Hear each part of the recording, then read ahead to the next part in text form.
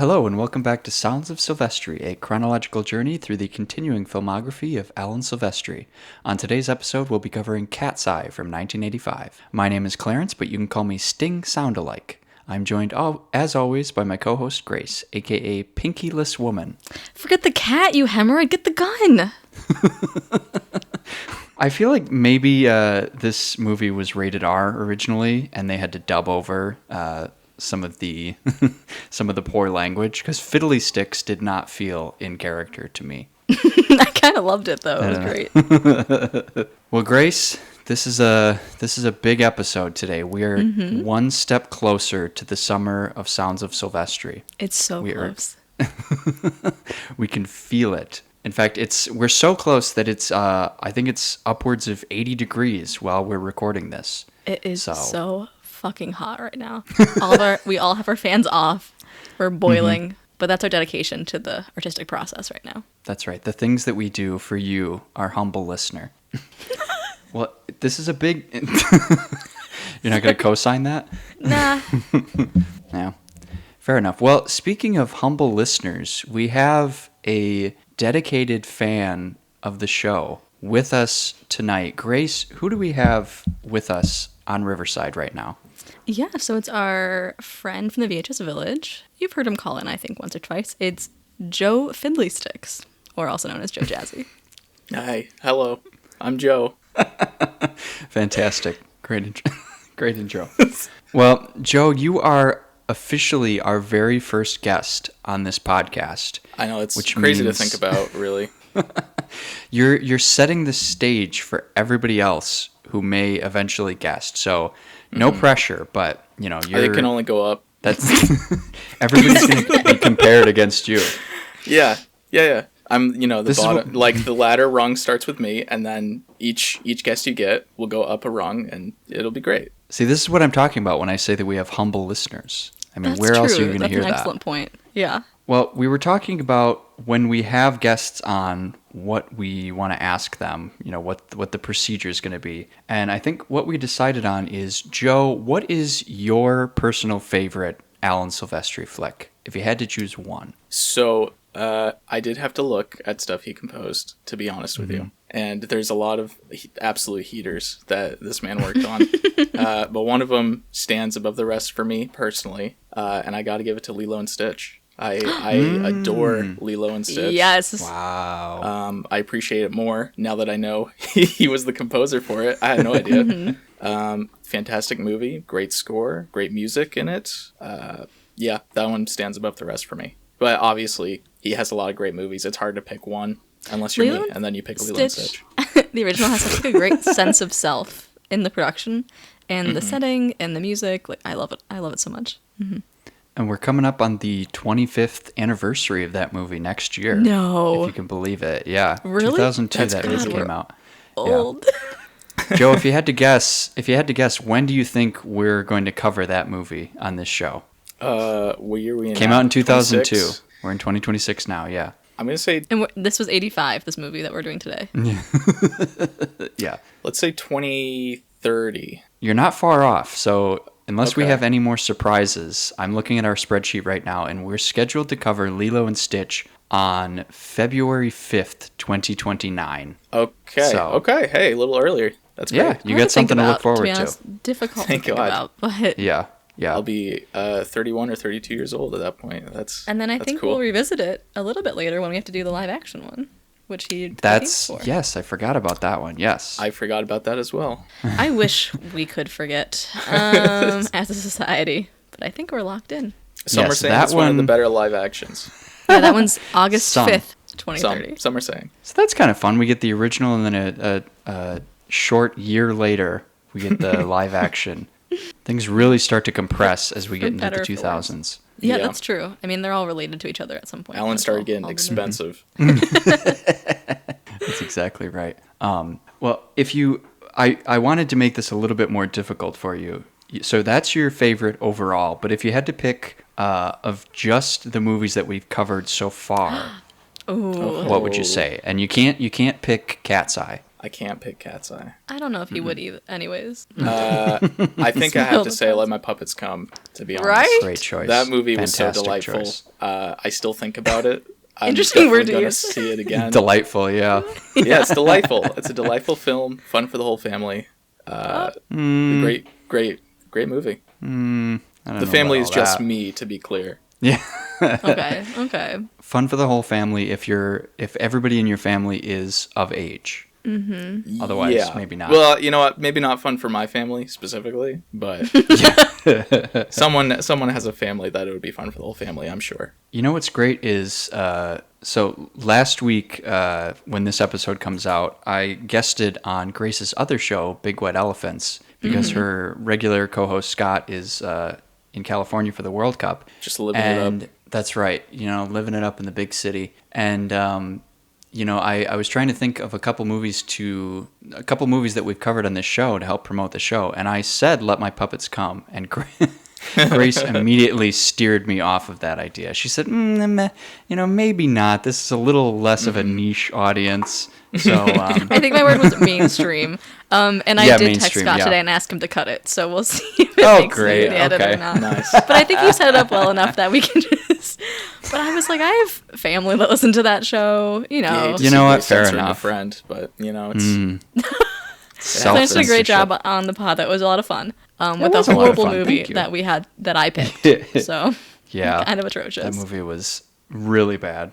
Really I'm looking bad. forward to hearing the discussion, but I did not watch the movie, if I can be honest with Good. you both. Yeah, Good. I think that's yeah, okay. I don't recommend You had to watch it. this one. Yeah. I'm curious to see how much of our discussion Scott ended up cutting out, because we brought the same energy that we do on this show to that show, where we just Okay. kind of went off the rails. We're very pro At a tangent certain on point. this pod. Yes. We love I I love think the he's pro keeping tangent pod, the Mr. Noodle personally. stuff.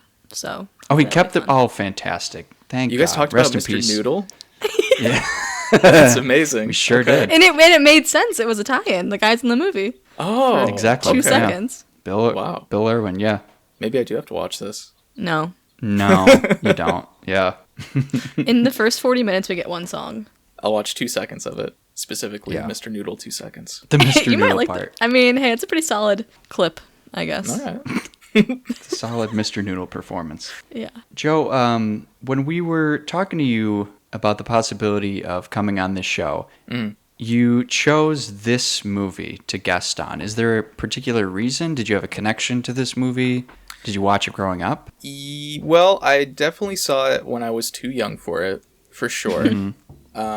Despite being a very religious family, my mother loves Stephen King a lot. So Stephen King surprising. books and movies surprising. and like the miniseries on television were always kind of in the home. And I always liked them because they were like the most mature thing I was allowed to to be a part of, right? Yeah, yeah. Because they would say like bad words and people would die and stuff. And Yeah. somehow that was okay because it was Stephen King. So, who am I to question the rules? At least I got to watch Stephen King. Yeah, absolutely. And this one, I definitely saw as a kid. Rewatching it this time, I barely remembered the first 2 stories that are in this. Like just maybe certain angles of like the camera or like certain shots. I'd be like, okay, that's kind of a memory that I have. As far as the story goes, no idea. But the last story, being the most terrifying of the 3 when you're a child, Yeah. that one was definitely one that unlocked some memories and fears. And I still like Stephen King's stuff a lot. I live in New England, so it's kind of the law that you have to like him. I've seen his old house in Bangor more than once. That's always fun to look at. It has this cool like fence with like bats like on it. They're like a part of the fence. Clarence, should this be a pit stop on our SOS road trip? I think it has to be. I think it, yeah. It's a college town, so if you like to party, that's you can do it there. Certainly down for that. Yeah. Famously, we are the 2 people most likely I to be know. invited to a party. Yeah. Yeah, I've seen the photos, Clarence. It's you don't have to pretend with me. An embarrassing photo of me at a Christmas party. It's a SpongeBob reference, Grace. Sure. One of the great episodes. Are there any great episodes? There's a lot of great episodes. Come on. We don't have to get into it. We don't have to get into it. We don't have to get into it. No, let's let's steer away from that. I think it's time to get into what is undoubtedly our favorite segment on this show. And Joe, I'm going to let you do the honors. So go ahead. These guys need to clear the air about something. Thank you, Joe. You did a great job shaking the can, Nailed it. spraying it. Nailed it. It's so much nicer in here now. It's a lot fresher. Feel cooled off. I don't We're like all the good. scent of Febreze, personally. Well, there's not just one scent, is there? No. There's multiple. I mean, there's many. Yeah. I can't really speak to it. I'm asthmatic and could not handle that growing up, so. We didn't really It's do kind that. of the opposite of clearing the air for Grace. Yeah. We sort of poisoned the air, or to be real. That's okay. That's Yeah. okay. They could be unscented. Oh, okay. That's true. Well, this is clearing the air. This is our segment where Riveting I can tell conversations. I can tell already that I'm going to have to do a lot of steering in this discussion, which is not a good position for me to be in. I can be more. I'm already overheating. I'm sweating here. But this is our segment where either we apologize for incorrect information that we shared in previous discussions, or we bring up new information that we've discovered related to stuff that we were talking about.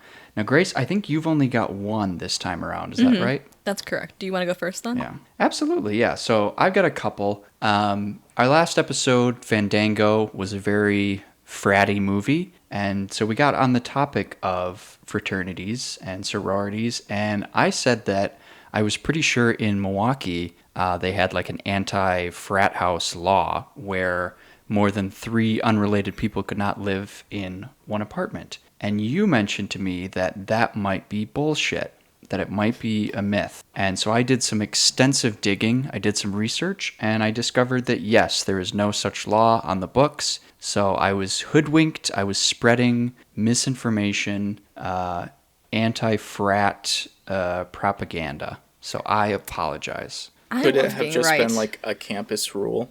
No, so the thing we discussed is Yeah. that a lot of college campuses seem to expound this rule, like this is a law, Yeah. and it just isn't the case. I see. Okay. As a way to eliminate fraternities and sororities.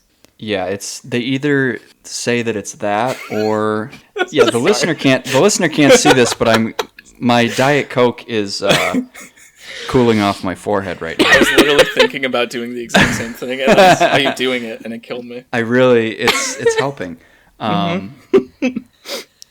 And speaking of condensation, Beverages? yeah, beverages. The other note that I wanted to look into, because our research assistant Eric, he called in on our last episode, which took place in Texas. Eric is also from Texas, and he was saying how excited he was at the appearance of Shiner brand beer. He was going on and on about it, and so I was curious to see if Shiner still exists, and I'm happy to report that it does, and they sell it in a lot of the liquor stores near me. Now, that being said, I have not had a chance to go and pick it up yet. I was hoping to be able to get it before we recorded tonight, crack one open as we're recording, but I have not done so yet, but maybe in the next episode. Whenever you get it, you can just shoot a video and send it to me. I can put it on the Instagram. There you go. Oh, yeah. Make a little And reel out of it.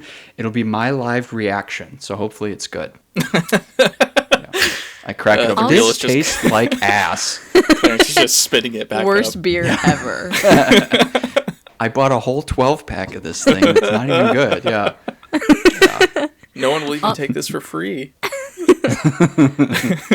Also, speaking of beverages, last episode we pondered on the quality of the champagne that the boys drink, and I wanted to specifically know about the temperature and if Texas heat would affect it. So, for champagne, at an internal temperature of 80 degrees, it can begin to disintegrate, and at 86 degrees, the champagne actually starts to cook inside the bottle, which will cause the cork to pop out. So that's so I guess 86 degrees Fahrenheit is the temperature at which champagne explodes. That's So like the that's all I've temperature got. in my apartment right now. So that's... Yeah. Well, I hope you don't have any champagne out. I don't, thankfully. It's in the fridge for after this episode. Yeah. I do have to celebrate once we get through it. Yeah. I've got like the saber. I'm just gonna do the saber thing that everyone messes up. Yeah. Yeah. And then we won't hear from you for a few days. Yeah, I I'll wonder be what in happened the to ER Joe. after for a while, but once I'm back, it'll be a great story. Yeah. I had a champagne saber mishap. And that's I'm how I sure lost they my see thumb. those around like in the summer when people are getting married. It feels like a very like marriage coded thing. There's probably going to sometimes be an people do. episode New on Year's. The Pit with someone doing that. Ooh, if I had to make yeah. a prediction for next season. Well, speaking of champagne sabers, wait a minute. Saber-toothed tiger. Bastard. Tiger is a type of large cat. Cat's eye. Why don't we get into our movie for this episode? Yeah, Claire, why don't we? I can't believe I just thought of that on the spot. Can Super you believe that? organically with no help at all. Certainly my co-host didn't play a part.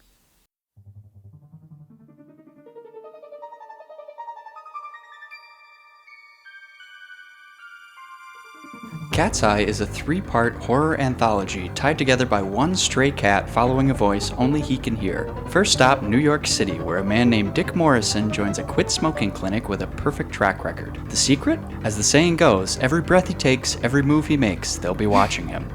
If Dick lights up, the clinic shocks his wife in an electric cage. Do it again and they go after his daughter. You don't want to know what happens on the 3rd and 4th strike. The cat escapes and drifts into Atlantic City, where a crime boss named Kresner catches his wife cheating and forces her lover Johnny to walk the narrow outdoor ledge of his high-rise penthouse. Dozens of floors up, nothing but air beneath him, while Kresner taunts him the whole way. The simple deal? Make it all the way around and Kresner will let him walk away with the cash and his wife. Johnny makes it back inside to collect, and Kresner hands him a bag of cash, as well as his wife's severed head. Turns out Kresner never planned to honor the deal. Bad move. Finally, the cat finds his way to North Carolina and a little girl named Amanda, played by Drew Barrymore, who names him General and has been calling out to him all along. A tiny, vicious troll has been sneaking into Amanda's bedroom every night, armed with a small dagger and a taste for stealing the breath of sleeping children. Amanda's mother blames General and ships him off to be euthanized at the animal shelter. Luckily, he escapes just in time, battles the troll, and sends it flying into an electric fan. 3 wild stories, 1 curious feline. You just never know the sorts of things you'll see through a cat's eye. Nice. What a good closer. Nicely done. Thank you. I always try to close it with the title. Sometimes it's easier than others. You get it. I don't know I don't know how we're gonna do it on the next episode. We'll figure it out.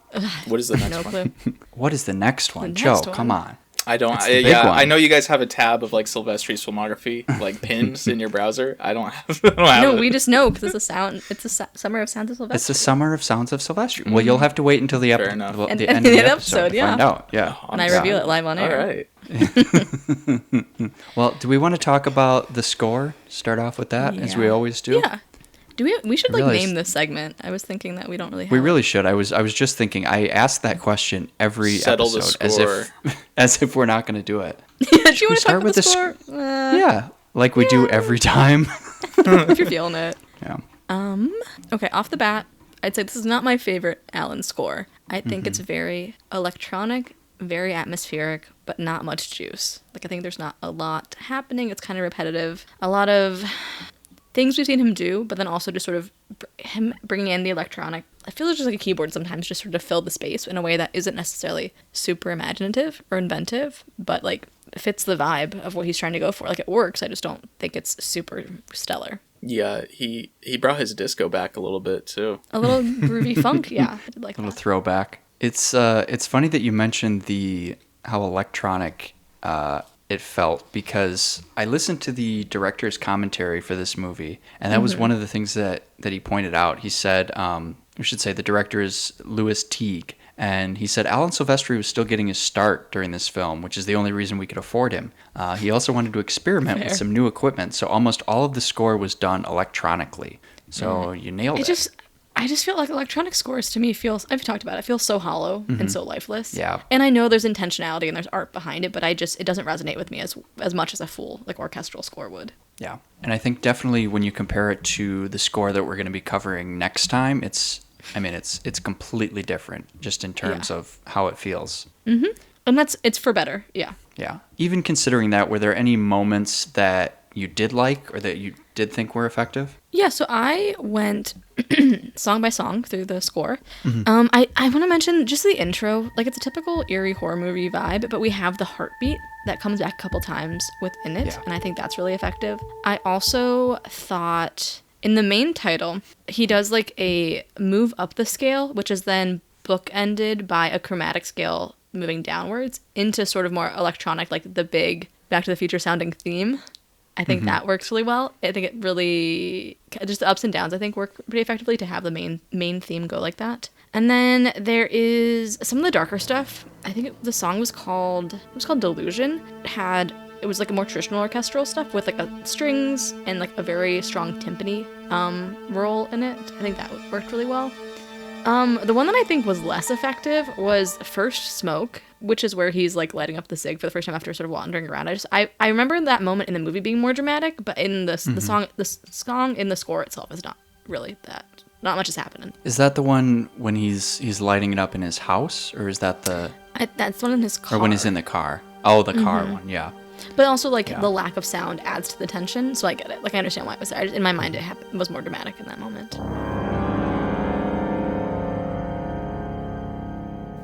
I did kind of like, I think it's during that sequence, actually. It's just after the sort of nightmare that he has with where everybody is smoking and there's like giant cigarettes dancing and there's smoke coming out of people's ears. That might be kind of- delusion, actually. I think that, okay, that's probably it. There was kind of a fun moment where he's driving around and then he hits the traffic, and when he slows to a stop, the score almost sounds like it's warping and slowing to a halt with the car itself. I thought that was kind of fun.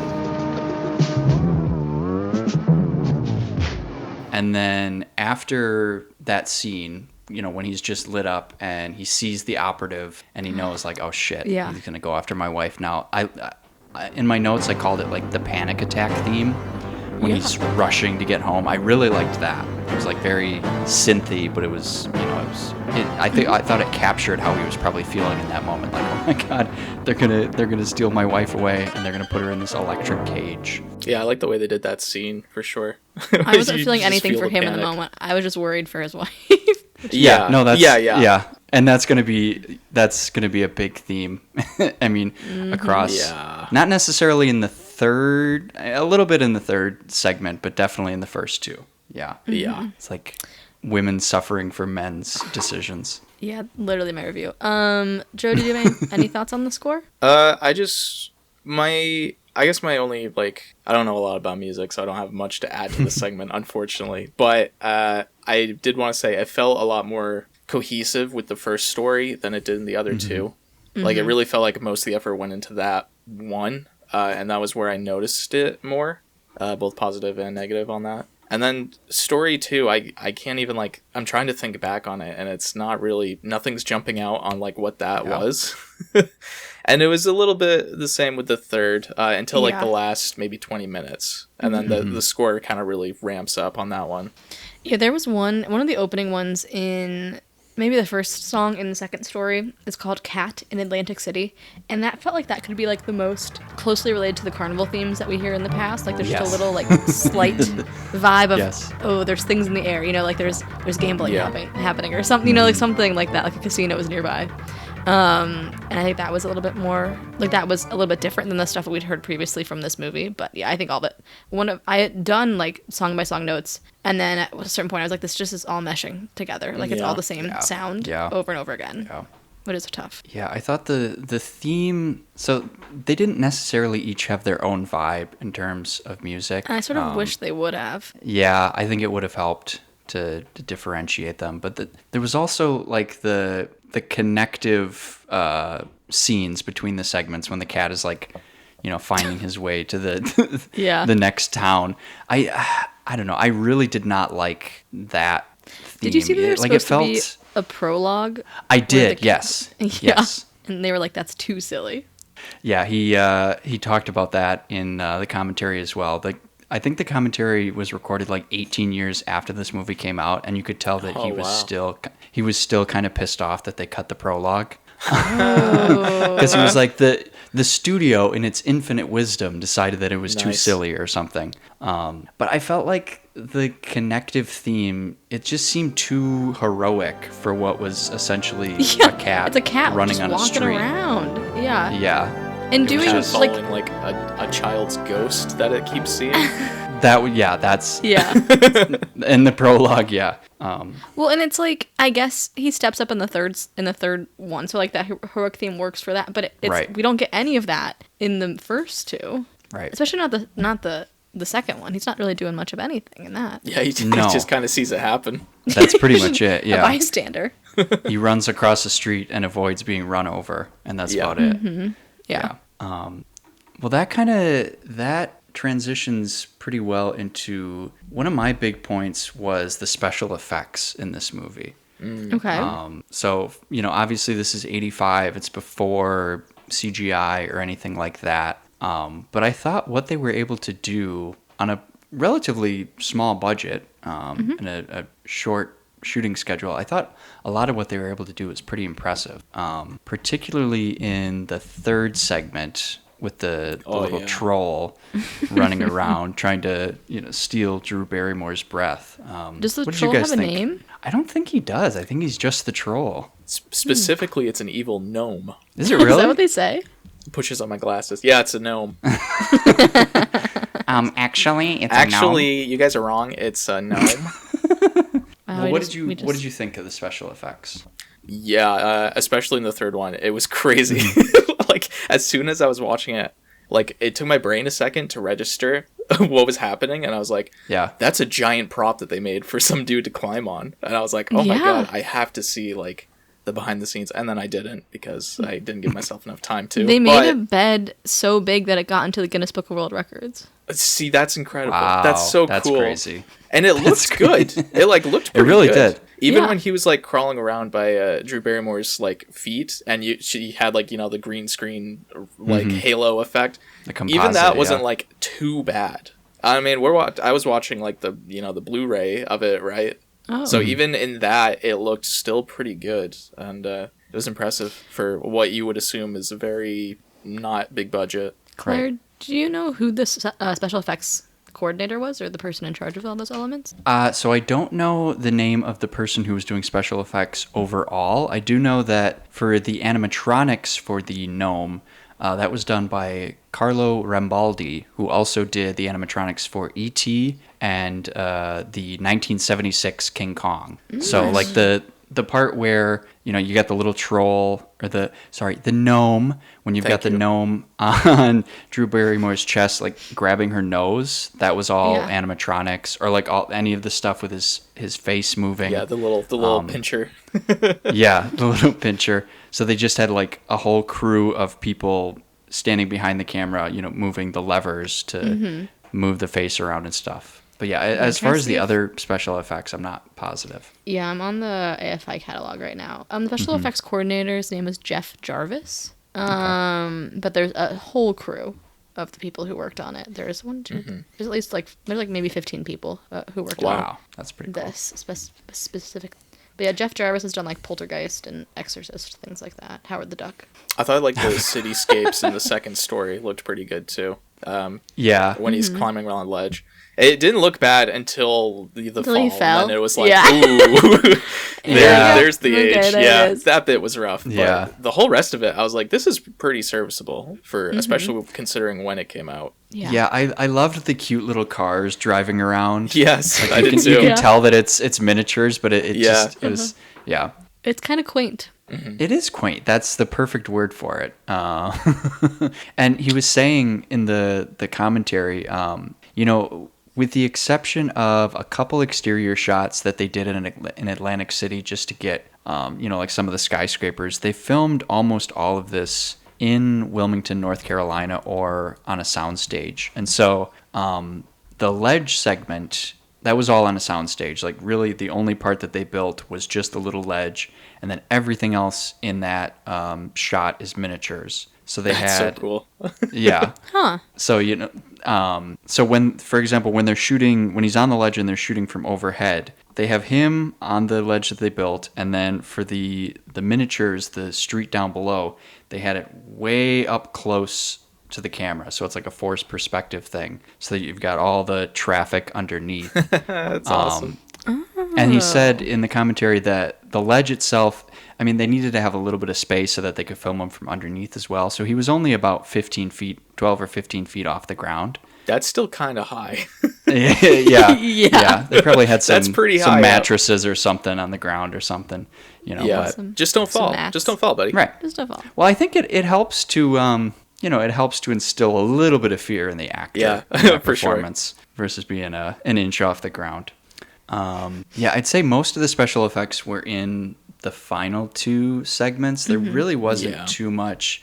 I mean, really the only thing you get in the first segment is the electric cage. When You they've do got get the the giant prop cigarettes as well. the giant props, the smoke coming out of the guy's ears. But what he was saying is that one of the lessons that he learned, we should say Louis Teague also, in 1983, he directed Cujo, another And we see Stephen Cujo, King. right? Yes, Cujo St. Bernard? Within So, the first 10 seconds, I forgot to verify this. I thought I saw Christine, the car, as Yes. well. Yes, the sticker says Okay. Christine on it. Yeah. There we go. Yes, and that was also explained in the prologue, which was cut. I see. Yeah, but so he also did Cujo, and so he was talking about how he had learned the lesson that with animals being in danger in a movie, you really have to be careful about it because it's easier to turn off the audience. Did something when happen with Cujo in the movie? I don't know anything about Cujo. Like, I don't want to, without spoiling anything, he gets rabies and kind of goes crazy. okay. So that's, if you noticed the dog in the beginning kind of foaming at the mouth, that was why. Well, yeah, he didn't look well. Yeah. No, definitely not. Definitely not. So he was saying that when they were filming the electric cage scene with the cat, they wanted to make sure that it looked a little more cartoonish so that people weren't concerned that, like, oh my God, did they actually electrocute this cat? And then, of course, when they were filming Dick Morrison's wife, he said, well, audiences don't care as much if, if the peril looks realistic for a person. And he said, so we just went ahead and electrocuted her. And then he says, my just God. kidding. Just kidding. It like harkens back to the idea that like pets were protected before kids were protected. Like animal Yes. abuse laws were in place before child abuse laws. Kind of crazy. Lots of thoughts. But he said the way that at least with the cat, the way that they simulated him being electrocuted is they had like little compressed air that they would shoot underneath, and that would make it, jump away. So it looked like it was being shocked. We used to have a cat named Tico when I was a kid, and anytime you made any kind of sound, Tico would shoot like 3 feet up in the air, exactly like this cat did. Aw. That's cute. Oh, Grace, you mentioned that they set a record for the construction of the bed. Did you have the dimensions on that? Because I know for some of the other It stuff. was 40 by 20 feet. Wow. Jesus Christ. Because he was saying like Yep. the chair was like 12 feet tall when they were filming the gnome Yeah. running around. I wish we could find pictures. Maybe we can dig a little bit deeper and see if there's any photos. That would be great. Little Drew Barrymore standing next to a 12-foot Imagine tall. finding that like in storage, not knowing what it is. Yeah. A giant Just like, what is this? giant record player, giant Yeah. little fan. Yeah. Yeah, I'm sure Giant they're balloons. in archive somewhere. Where's the You would Cat's hope Eye so, archive? right? Yeah. Who's got it? It's like Dino it's a De couple Laurentiis' floors personal underground, collection. really Oh, heavily I guarded. should look and see if Pitt has anything. Because that is the horror archive. There you go. notepad? Grace sends us a picture. I found it. I found the Grace is giant just I have bed. controlling the gnomes like a little pincer arm. Yeah. Maybe I'll send Pat on a fact-finding mission at the archives. Oh, very Something nice. for them to do. Oh, wait, did you see that? Hold on. Did you see the picture of Carl Rambaldi with the troll? Have you seen that? No, I haven't. No, Hold I on. haven't. Hold, please. Sounds cute. While I do this, did In terms of special effects, I was trying to think of the little sword. How big do we think the sword was? Because, like, it looks tiny when it's compared to when he pulled, like, when, not James Wood. Who's the dad in the third one? I don't know the actor's name. He was not a very famous actor. We can cut that. Here's the picture of the troll, or the gnome. I think it was James Naughton. Oh yeah, I think that's right. Yeah. Oh yeah, wow, look, He's look in at the Devil size Wears of that Prada. thing. Oh. The Devil Wears Prada? Yes. He's As Steven. who? You can see the don't size remember. of the hole in the wall too. Look at that. That's really massive. cool. Oh, I honestly didn't even notice. I was like, that's part of the Yeah. guy's costume. What a Yikes. great image. Yeah.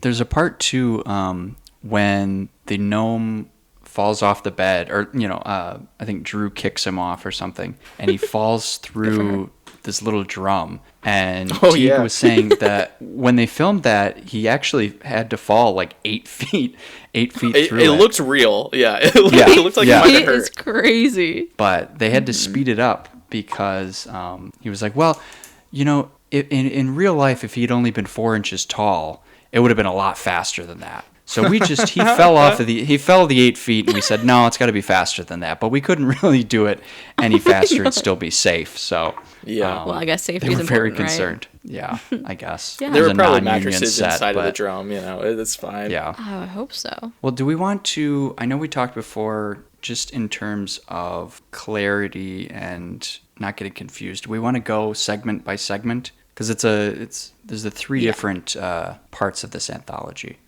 Sure, yeah. I found the bed photo. Oh god, gotta see this. Holy shit, crap. That is so cool. that's amazing. What's that little fan gonna do? Nothing. Yeah, right. The blanket is, I mean, Yeah. How long did they had to that make took? that. You can't just buy that. They had to start No. from scratch with that. That is crazy. The little guy sitting up on top of the bed. That's It's amazing. so funny. How do you get up there? Yeah, like what kind of ladders do you Yeah, have to have? See, if they did this nowadays, it would all be CGI. Yeah, You just it don't would. get the same. And it would suck. It would Okay, suck, I'm gonna send you this absolutely. link, Clarence. It would This have is no where we match. can Okay. share this in the Yes, I will put this in the notes. it's That is amazing. it's from VHSrevival.com. Okay. So in terms of the first segment, Quitters Inc., I thought that James Wood did some really great eye acting in the first scene, the waiting room scene. I agree. Like, he has no idea what he's getting in for. And he sees this guy going crazy, and we I think that was written later- very well. Yeah. Yeah. We figure out Yeah, later he's just why dragging he's going this nuts. panicking woman out of the clinic. Just like, Yes. it's fine, it's fine. Well, because you Yeah. think he's having a crisis because it's happening to him, but no, it's actually happening to his wife. Which she comes out and he's like, yeah, I smoke a pack a day or something like silly like Yeah. that. I And smoked then since you're I like, was 16. Yeah. yeah. And then you learn that the punishment is not on him because that's not how they work at Quitters Inc., which I do like the name. It's just it's a crazy premise. Not helping my journey further and further into Misandry, but whatever. I was thinking How that about while I when was the guy watching said, it, yeah. it's actually a very nice tax gimmick, but we do really want to help you also. I had that written down too. Yeah. I do think so. James Woods is Hades, right, in Hercules, and that's what I always Yes. think of him as, even though he is not a good person. So I'm always like, oh, it's like a big I hear the voice and that feels nostalgic, but then I think about who the man actually is, and I'm disappointed. Yes. But I think he did a good job in this short little bit. Yeah, he's really good in this. You see this in the Virgin Suicides as well, where he just does like these little micro expressions that crack me up every time. He's so like good in the Virgin Suicides. his face is barely moving, but you can see he's like twitching back and forth, and you can tell exactly what he's thinking. Like, okay, what is going on here? Yeah, it's What an is odd, happening? but effective skill to have, where like you're not super expressive, but we are aware of everything you're going through. I did like Yes. his little yelp when he sees himself in the mirror Oh, and yeah. he jumps. That was good. That was pretty good. Oh my god, that was fantastic. I thought he definitely underreacted to a dude standing in his closet, but Terrifying. yeah. How about that guy just Yeah. being water? I don't understand what happened. I think there. it was raining outside, so Yeah. his boots were wet. Is that the Oh, idea? okay. That makes more sense. Yeah. I was like, is this like a demon? What's happening? It wasn't a pair of boots that had been there, right? It's a pair of boots that have just been outside. Right. Okay. That makes more sense. That may have been the biggest scare for me in this whole movie, because It was nothing scary. happens. It's just the boots standing there. He Yeah. doesn't So move effective. or anything. She's like, Yeah. I didn't do it. I'm like, no, I'd be running out of this house. I was like, how did the wife not wake up? He dropped like 6 things. Oh my god, yeah, he screams when he's walking down the stairs. He like kind of yelps, and then he sees his reflection and he yells, and then he's throwing shit around. It's like, yeah, everybody in this house is just a really deep sleeper. I loved the blue and pink walls in that house too. Oh, Good set beautiful. design. Good set. Very, very 1980s. One of the crazy quotes that I had written down when when they're first explaining the Quitters Inc. program to him, he's like, well, first offense, we put your wife in the electric cage. Second offense, we bring your pretty little daughter down here. Third offense, we send someone out to rape your wife. And I wrote down, what the fuck is going on? I wrote, and then oh my fourth fucking God, offense, we kill rape? you. Right. Yeah. No, what's the pinky finger one? So this is another thing I wrote down. It's not enough to quit smoking. Now he has to lose weight too. If he doesn't, he goes above a certain, so after the first month, if he goes above a certain weight, they cut off your wife's pinky finger. Right. It's like he has to lose weight too. They're so strict. Yeah. I know when I was quitting, I ate a lot. 'Cause it was, Of course. suddenly you're a lot hungrier. Yeah, it is an appetite suppressant. Yeah. Yeah. Yeah, I do think the punishments ratcheted up exponentially. And then there's the whole thing about like the women in his life getting punished for his actions, which boils my blood. Yeah. And it's so interesting seeing how like commonplace in the society that this seems to be. Like he knows people who had this done. We see at the end his friend's wife is pinkyless. Yep. It's honestly so insane, both as like a plot to write and then a world to live in. But it's very effective, and it is really good at like making you paranoid. I mean, everyone's had a fear that something's in a closet, right? Like I always have to keep my closet door shut. Like I can't sleep with it open still. Like stuff like that's freaky. You might have rain boots in there. Yeah. You never know. One of my thoughts was, is this just to, like, quit smoking? Or, like, what if you're trying to be less anxious? This would be, like, the worst thing you could do to yourself. And like If the we sense you being contract anxious, we're going to come to your house. Yeah. And then like it's what's over. the contract length? Because like they talk about like Right. 3 months, 6 months, or whatever. But like, is this for the rest of his life that unknowingly his wife is like being threatened with rape? Well, it sounds like, yeah, he says the first month they keep you under constant surveillance. But then, yeah, that's a great question. How long? It's a little like, unclear. yeah. And how much is he paying for this thing? Like, you're paying for the pleasure of us kidnapping your wife at any time. It's Right. just crazy. I had a lot of questions about the logistics of this program. Me too. And then also, he's kind of an idiot in the beginning. Like, okay, It's so stupid. when he's on the bridge, he's stuck in traffic. He's like, okay, well, this is the perfect time. I'm gonna smoke up. I'm like, and I wrote down, dude, they were in your house. You don't think they're gonna see you on a public road? Like, Yeah. Like now you're gonna smoke? You're not even safe in your own home. Yeah. There was literally a guy in your closet. Yeah. Yes. Yeah. The other question I had, during the nightmare sequence, there's people smoking everywhere. But do you think does secondhand smoke count as an offense?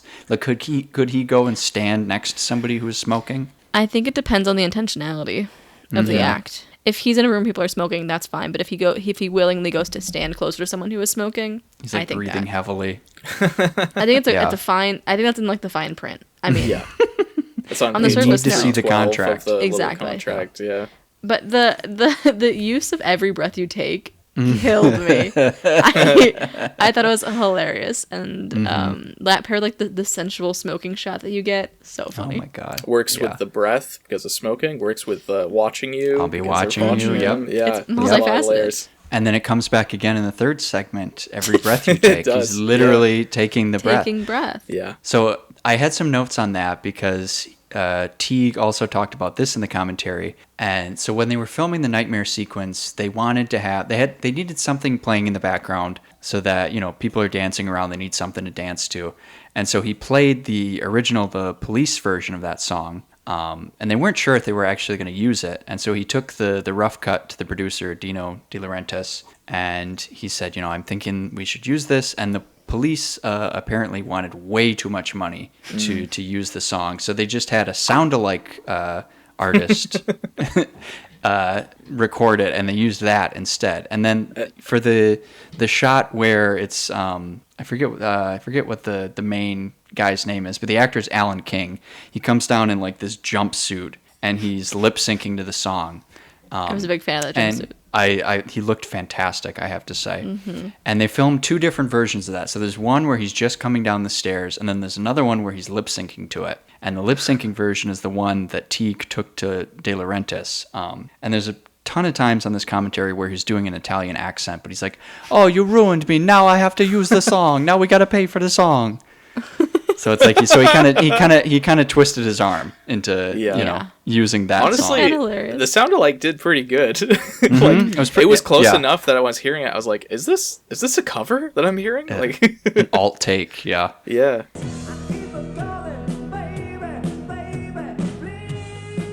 That score at the moment did feel like a bit. It's like back to Alan's disco funk roots, which was kind of refreshing after some of the more repetitive, eerie horror things. It's crazy how they just take the wife though.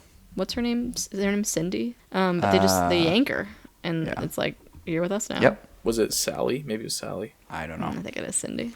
Unnamed wife. Makes it worse. And when all the men are friends at the end. What the hell? Yeah. Yeah, he's joking around. That was weird, yeah. It was gross, yeah. It's like, oh, I have to kill you. Yeah. Like, oh. We'll cut your pinky off. Yeah. So one of the operatives, they call him Junk. He's the one who says fiddly sticks. Yes. So in real life, he was a longtime bodyguard for Sylvester Stallone. Oh wow. Yeah. So I don't know how he got. How did he get roped into this. Yeah. Maybe Stallone recommended him for the job. I don't know. Could be. I got something for you. Yeah, me. There he is. Could be He's good. right here. I loved it when Junk said he tried to get smart with his fists, but unfortunately he's got very dumb fists. It's like, yeah. There were so many little lines like that. Yeah. It's Yeah. fantastic. Where's my wife, you turd? yes. I like that too. Yeah, this guy did not care about his wife at all. No, he didn't care. As soon as he contemplated the cigarettes, it's like, dude, what are you doing? Yeah. So frustrated. Do we want to move on to the second Yes, the ledge. piece in the anthology? Yes. The weakest part, I'll say. Like, Yeah, I have this the has least notes on least this amount one. to Yeah. talk about with this one. It's pretty Yeah. straightforward. I don't think it's bad, personally. I thought it's kind of an effective, like, little short. Yeah. I think it could have been a little bit shorter, I guess, maybe. I think there's maybe for me a little too much time on the ledge itself. Okay. But I do think that, so like, it's this guy and he it's a crime boss, and his wife has run off with another man, and then he blackmails the other guy, and he has to walk the ledge of this building all the way around, right? All Yes. around the penthouse. It's like 5. And- The ledge is like 5 inches wide. and it's Yeah. like he's like booby trapped it to the max, where like every window, like someone's there throwing a punch or like He's got striking a with a hose. hose. Yeah, Yeah. it's crazy. Yeah. It's He's like got a little Satan's cute little obstacle horn. course. Yeah. I do like our intro to that guy, Mr. Kresner is his name, the one that sets this all up. The Wow, mob you know, boss. his name's yeah. not the we wife's see him name. from behind, Ugh. and it's like a one-er shot of him walking through the casino. It's like, No, Yeah. that's good. That's a good one. It's pretty like good. like a casino type of thing. Yeah, Goodfellas. exactly. Yeah. That happened, and I was like, oh, okay. Mr. Kressner is such the man to have a waterbed. Like, Oh my Yes. god, the water. Have you bed. guys I was ever like, oh. experienced a waterbed? my grandparents had one, yeah. Okay. Did you ever have to sleep in it? Oh, okay. It destroyed my back when I tried. Yeah, Where I was also it's like, not the like best. 6. Like, I mean, I wasn't like okay. cataloging my sleep. I mean, I was a kid, but it still hurt my back. I It can't stayed with you? imagine how bad it would have done me now. My sister had a waterbed, and we had a bulldog at the time, and he I know this is going. yeah, he tore into the waterbed, and yeah, it leaked everywhere, and that was the end. That was the end of that waterbed. What is inside of a waterbed? Is it just treated water? I think so. Yeah, I think so. Okay. it's You that have to blue like add water. chemicals to it. I don't know. Add what to it? Like chemicals, so you don't get mold. Like, I do you don't have to think I know. constantly treat it? Because I feel like if it's there long enough, you're gonna. You're have not problems. constantly treating it. I know that. Okay. It's I'll that have to go blue with water the that dog they to have in pop porta it. potties. Ah, Yeah. right. Yeah. Yep. Sterilized. Oh, so this is Mr. Airplane from Airplane. Yeah. Yes, Robert Hayes. Yes. Yeah, fun to see. Oh, they used the term Welsh on a bet, which is offensive. Yeah. So that's yeah. interesting. But Not just very great. like 80s. But that definitely made me pause when I heard them say it. I did like Kresner's reaction when he asked him that, though. He does. I mean, there's no way to explain it in an audio medium, but he does like this. He's so offended by the idea that he would not pay off one of his bets. Yeah. And then of course, we see he's no, I'm just a sore shit, loser. That's yeah. all. Yeah. Killing his own wife and beheading her is crazy. Sorry. Pretty Can I just say crazy. that? Yeah. And then You he can had say it ready that. It to is go crazy. too. Yeah. Yes, that poor woman. Yeah. Yeah, who knows when he did it? Like before they Well, started. we saw her get on the Right. bus, right? And then she kissed Yeah. that Hayes, and then And then he's like, you know he what? had to I walk have an around the idea. building. We have to assume that it was like right after she got on the bus or something. Yeah, because he's terrorizing him the whole time. So I think someone was probably waiting ledge. on the bus, is what I was Yeah. thinking. Like she got Oh, on yeah. someone Because That they makes have like a sense. little chest cooler that you would take to the beach or something, and that's what they Right. have the head in. So it's like, well, we've been we've been storing this the whole time you've been out on the ledge. Yeah. Oh, how far do you think that you guys would make it on the ledge? No So way. I put this in my notes. I said, Yeah. I think my toxic trait is thinking I could do this. Yeah, Because I'm like, that seems like enough of a ledge that I could do it.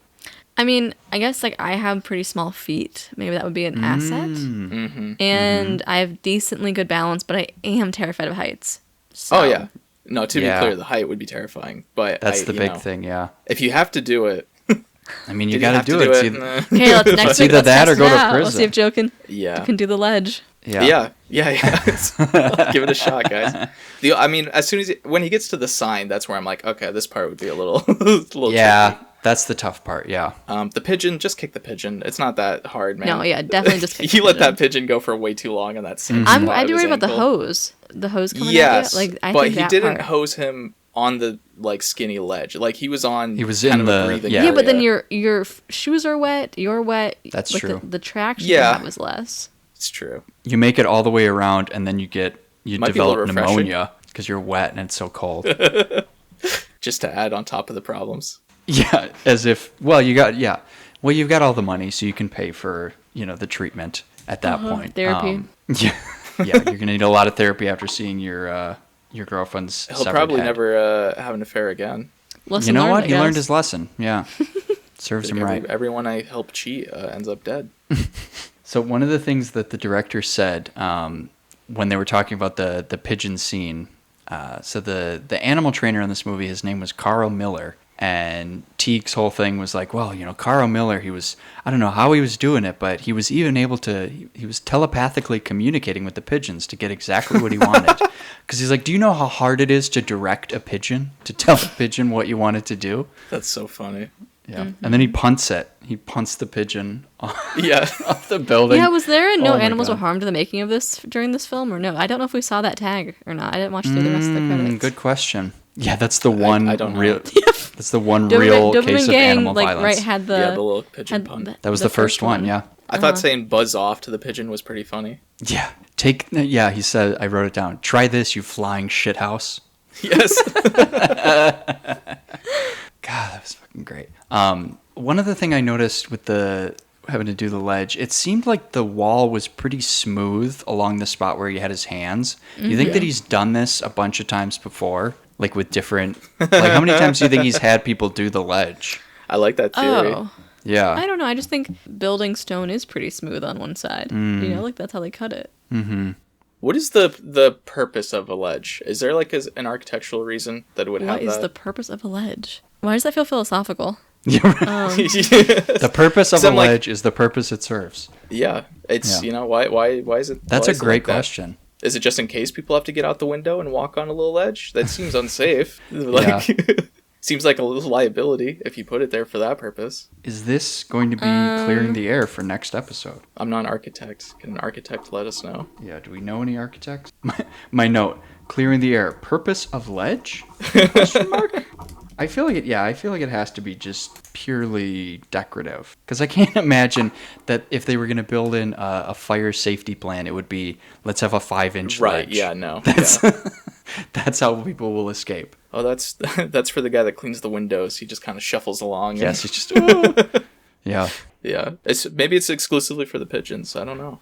Aw, that would be nice, wouldn't it? Yeah. They've just little got a respite little for them. place. Aw. I did Sorry, think the ending gonna- to that segment... Oh, go ahead, Grace. No, I'm in a deep Wikipedia hole. Never mind. Okay. Worrying about building ledges. Yeah. Maybe. Purpose of ledges. Yeah. I thought the ending to that one was very It's pretty stupid. good. It's good. It's good, but it's so dumb. So he lands. Yeah. We don't see him hit the ground, but he lands on the busted sound is horn. so funny. It's just oh my god. I literally Honestly, wrote down, he stroke of lands on the genius. busted horn. Stupid. God, just the cat's Stupid, reaction. but it's fun. It's that's the kind It of is. like little respite moment that I like in anthology stuff a lot of Mm-hmm. the time. Especially because the stories are so far they've been pretty dark, right? Like these two stories are like Yes. they're not fun at all to think about. Yeah. So when you get a little bit of a goofy moment to like cap it off, it's like okay, all right. That's like your breather. Your Yeah, breather as exactly. you're heading into Your breather the into final the next stretch. story. Yeah. Yeah. Yeah, do yeah. do they tag this movie as comedy or is it just horror drama? That's a great Thriller question. horror. Thriller horror. Okay. Yeah. But it's got funny. I mean, you got to have funny moments in there. That's the thing. You can't Yeah. have just a straight. I mean, you can. It's not going to be very effective. Just like straight, no levity whatsoever. Because it's exhausting by the end of it. You need If those you're doing little. goofy stories like this Yeah. anyway, trying to make them serious is like the detriment of a lot of the stuff. Right. So Yeah. leaning into like the goofier nature of them, I think helps most of the time. Well, and he said too in the commentary, he said this was a very different experience compared to when he did Cujo, because Cujo's Yeah. it's a lot more serious. I mean, it's dealing with some pretty. You've got a mother and a son trapped in a car with a rabid dog trying to break in. It's a little The dog tougher is to. scary in Cujo. Yes, yes. A little tougher to make light at any moment in that one. But yeah, he said this one felt a lot more similar to one of the first horror movies that he did, which was Alligator, which I've seen with Robert Isn't that what Forster. Kev wants the cage pick to be for 70 million? Yes. Okay. So hopefully they will watch that eventually. But yeah, he said that one. He that was when he first learned like you need comedic moments or you're going to lose the audience. They're just going to Yeah. get burnt out. Like you need to maintain the rise and fall on the scariness. What else do we have here? Oh, one of the crazy quotes from the very beginning of this segment. I don't think she's named either, but the girlfriend of one of Kresner's goons, she sees the cat and she says, "My daddy used to say all cats should be drowned after they stop playing with spools and Yes. stuff." It's like, Yes. what the fuck? Just a crazy thing to say. Mm-hmm. And then Men they're are not betting okay. on whether no, they're not okay. They're betting on whether the cat's going to get hit by a car. Yeah. And I wrote down, He doesn't. Let's go. he makes it. Let's fucking go. Yeah, exactly. And he wins $2,000 for it. When they're up on the roof for the first time and the cat is like by their feet, the cat's Mm-hmm. giving them a look like he knows that they're insane for doing this. Yeah. Yeah. It's like what is Judging. is happening? Yeah, he's judging So hard. And then he Hey, just the kind of cat did a watches it decent all. amount of Like, he cat doesn't do a acting. lot. I mean, no, but he's there. He's moving the plot along, I guess. Mm-hmm. We're seeing He's- it through his eye. I really thought we were gonna get more of a cat perspective, though. Is what I thought we were Yeah. gonna get more of. So I was sort of sad when When, that wasn't the case. Yeah, you really don't. You get reaction shots, but that's about it. Yeah, a this cat, is yeah. tying to the last story, but I was gonna say when we first Yeah, get let's like get the into it. gnomes, the gnome eye view where the gnome Mm-hmm. is running. Did you think that was the cat at first? At first, yeah. Yeah. I did was too. I was And confused I heard because I was the like, bell, and okay, I was like, do you have bells on? was he wearing a Yeah, collar? I bells was on. confused because you see Yeah. it running towards the tree, and then it cuts back to Yes. the cat in the truck. I'm like, wait a minute. And then it clicks. I was like, oh, right. Oh, got it. it's something else. Yes. Yes. And no one can hear the bells, apparently. It's like Polar Express. There we go. Hey, We are on. One. we're in sync. It all comes back Always. to Polar Express. I Always, do really like yes. the evil gnome. I think it works really well. I think it's effective. I think it's Yes. freaky. Mm-hmm. In a way that like as a kid and as adult things it can be scary. In different degrees. I think it's a cute like father-daughter bond that we see. Yes. Yeah, I agree. Although I think the dad is doing a little too much good cop. I had the exact same. The dad is really making the mom out to be a villain. Yeah. And it's like, listen, I get that you love your daughter, right? And you don't want to disappoint her or be like, you're being ridiculous. She's already sweetie. having a tough time, not You're trying to sleeping comfort and being her. scared. But making your spouse the villain is not a Constantly. good... It's gonna be a problem. I just think it's just so interesting. Like, what family gets your kid a bird before you get the kid a cat? I don't know. It just feels like an interesting pet trajectory. I feel like birds as pets has really phased out. I agree. Like, you see it a lot in older stuff like this, and With the I don't know cage. anyone that ever had a bird, you know? No. Or if they did, it feels like they're not in cages anymore. Like, I've been to houses where they're just like, flying cages feel around. bad, right? Yeah. Yeah. Yeah. Maybe it was Which just is like their kinda version crazy. of getting the kid a hamster, right? It's just like, well, it'll stay in Yeah. this one spot, and you feed it and make sure it's alive, and that's all you gotta do. You teach your kid about like being gentle and Yeah. things Yeah. like that. That's great. That's true. Rip Penny, is it Penny? The bird. No, Polly, bird. wasn't it? Sorry. Which is oh, the 'cause most it's like Polly wants a cracker. Yeah. Yeah, the most generic name for a bird. Sorry, It's to like Polly. calling it John. Jane Doe, the bird. Yeah, I wrote down, oh no, is the bird going to die? Sad face. It did. It did. Fucking It died ripped hard. to shreds. Yeah. God damn. It gets its karma eventually. It really does. And you know what? It feels like the troll, the gnome, didn't even really need to do that, because it's like it's No. there to steal Drew Steal for the Barrymore's love of the breath. game. Yeah. Just to be an ass. Just to blame the cat. Yeah, no, literally. The big pecker joke, though, when they find the cat with a stab wound. That killed. Talk I about will moments of admit levity. that made me laugh really hard. Yeah. Yeah, well, Polly got in one good peck before that cat killed him. Good for Polly. I certainly never realized that Paulie had such a big pecker. I'm only That human. big of I'm a sorry. pecker. Yeah. Simple. We're just The look she gives men. him when he says it is so funny. It's like, hey. She's like, Okay. I married this man. Yeah. Yeah. He's constantly undermining my parenting behind my back, but I'll be damned if that wasn't at least funny. he's funny. Yeah. Yeah. Yeah. Do we know why the troll or the gnome was obsessed with Drew? Like, why this kid? Is it just like where the gnome lives? But So I don't know if hasn't this is always like- been there. I don't know if this is in the story that King originally wrote, but like I the think he cat wrote keeps this one seeing for the the girl movie. earlier, right? Like he Yeah. sees it in the mannequin, Yes. he sees it on the television. So there's some kind of thread where the cat is like destined to go here to help this girl. Mm-hmm. Like it sensed this evil was coming, but I don't know if it's like fleshed out at all.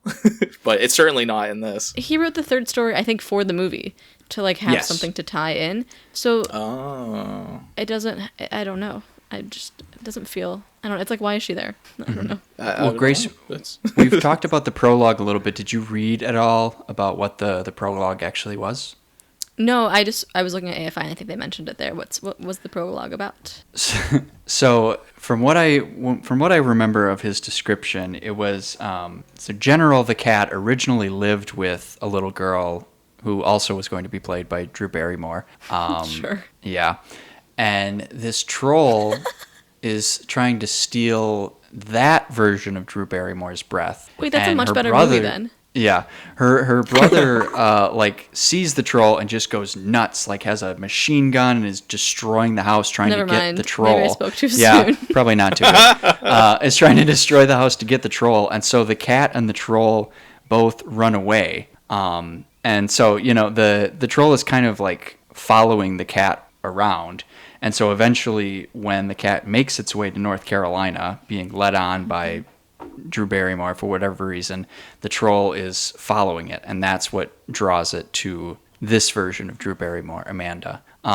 And yeah, the studio said, I think it's a little too over the top. Which, I think you with the you cut AK-47, machine you guns, can, but I yeah. think They were seeing the this- dollar signs and they're like, let's not. The cut structure it. of the story makes more sense if the cat has an emotional connection to a character like It the one does, he's right. destined to save. Right. Well, and then the biggest thing about this movie, too, is so Dino De Laurentiis was convinced that Drew I Barrymore was thought going you to were be a going to say massive convicted. star. Is He was what I thought you were gonna convicted. say. Convicted of stealing children's breath. It was a true story. He played the troll. No, he was convinced that Drew Barrymore was going to be like a massive star. And so he asked King essentially to write the treatment for this script with the idea there would be a vehicle for her. And so they wanted her to be involved in every segment. I mean, obviously she's most involved in the third one, but she's also, she's in the second one as like a TV commercial, and then she plays James Woods' daughter in the first one. But this movie was like billed as a Drew Barrymore movie, so she was like the big selling point. Yeah, and I think she is first billed. Yeah, she's great. Like she does. Yeah, I was gonna say, I don't know what you guys thought, but I thought she did an amazing job. Yeah, I think she's she also, great. like, she's always believably great in, played different ages. Like I don't know if she was supposed to be different ages, but I believe those were all distinct characters. Yes. Which is kind of wild. Yeah, and he mentioned to Teague, he said that this was kind of a transitional period in her career. I mean, I think she was like 10 when they made this, but so it's funny to think of that as a transitional. But she was going from, like roles like E.T. or when she was even younger, where she's reacting honestly as a kid would to a situation, to this one where she's putting a little bit more thought into her acting decisions. And so it's, it's cool to see. I mean, now I think Drew Barrymore is kind of thought of as a little kooky with her talk show. But it's cool to see that she kind of had the she's very open, juice. And people don't know what to do about that. It's kind of what's up with that. I think that's right. She was nominated for an award, but I couldn't find the award's body. It was the Young Artist Award for Best Leading Actress, but I don't know from what. The Wikipedia link, it just sends me to an archived Rotten Tomatoes page. So very helpful. I was trying to remember what I just saw Drew Barrymore in. She's in Smile 2 as herself doing the talk show. Yes. Oh, she's fantastic too. She's good in it too. Yeah, it's a good bit. The most recent thing I think I saw her in, like recent to me, is I think I watched Charlie's Angels a couple months ago. She's okay in it. Do you guys remember during the 2024 election when Kamala Harris was on her talk show and Drew Barrymore said, "We need you to be Mamala for the country"? Did she say that? She really did.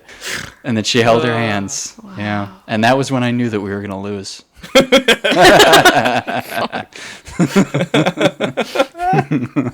Clarence started putting his Kelshi wager down immediately. Yeah, I was like, "There's no way." Yeah, that was the canary in the coal mine for me. Yeah. What did you guys think of the noises from the troll? Because he talks a little bit, but he's mostly like grunting. My first note for the story 3, I said, "Who made the gnome panting sounds?" Because he's running and it's like this pant. It's so funny. I just said, "Oh, I hate this creature's voice." I don't know if this was me mishearing, but it sounded like at a certain point when he's fighting the cat, he said "shit ass kitty." Maybe. But I don't know if that's actually what it is. Was just ad-libbing. Shit ass kitty. Yeah.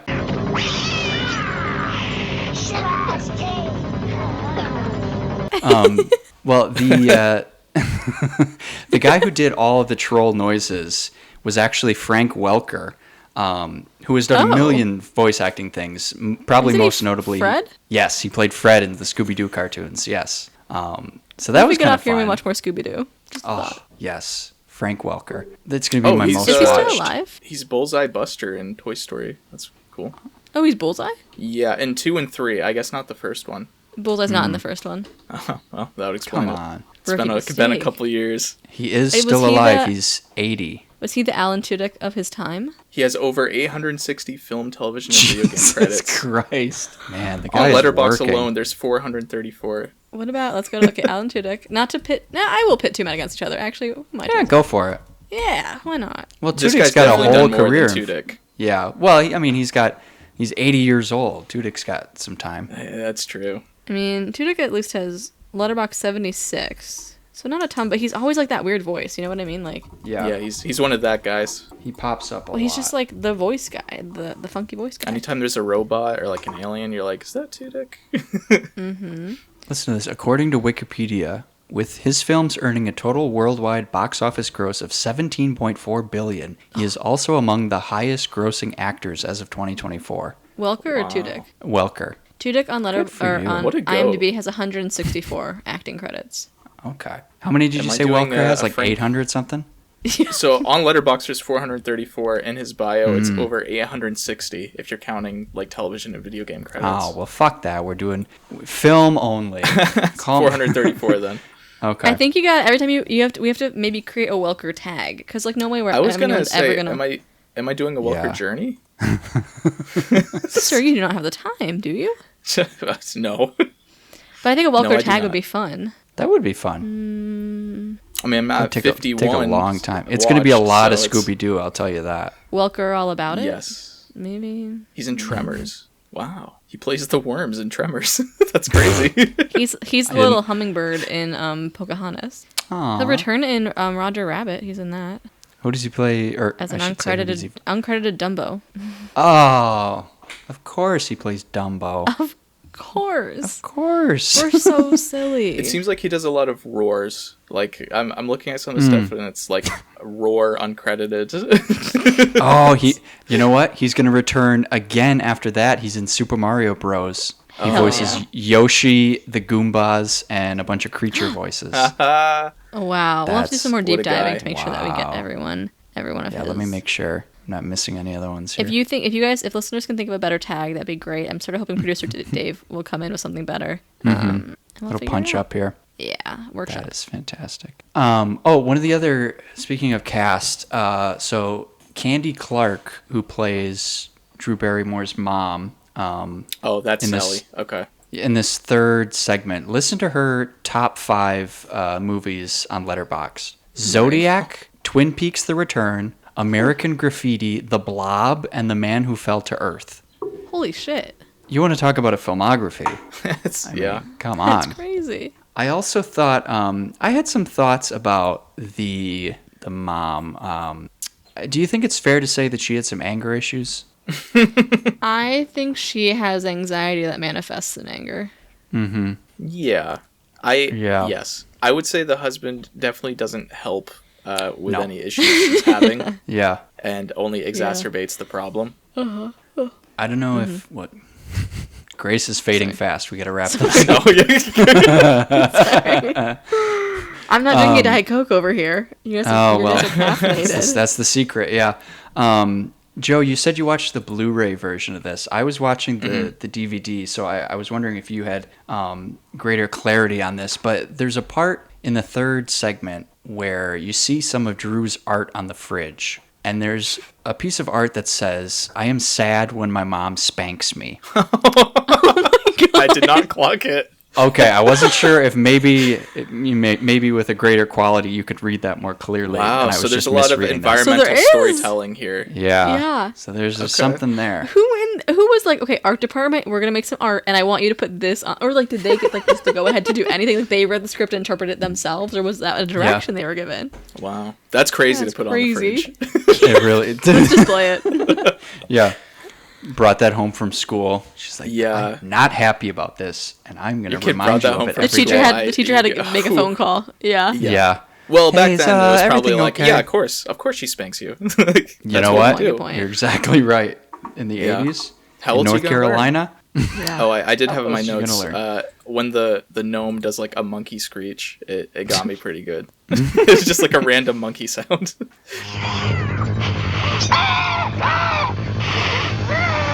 I do think it's crazy that Every Breath You Take came back. It's so on the nose, but I Yes. just Yes. didn't expect it. And you get like On an the nose, Alvin I and the see what you did there. Chipmunks. Oh, Okay, you get a I sped up have a version. theory. Yes. Do you think this ending would be better if the cat steals her breath after? Because I thought it was like when the cat goes up close to kiss her, I was like, oh, what a cool twist it would be if the cat's also evil. It's The cat yeah. was It in almost on it, like too. poses the question for a second and then Yeah. ends before it. I think it should have committed to that, But I mean, I agree. I think it would have been cool to see. It does feel more like the sort of twist that you would get in a Stephen King story. Yeah. I was thinking about that, but then I was just grossed out by the cat licking Drew's lips after having Yeah. eaten a fish. I was like, ugh.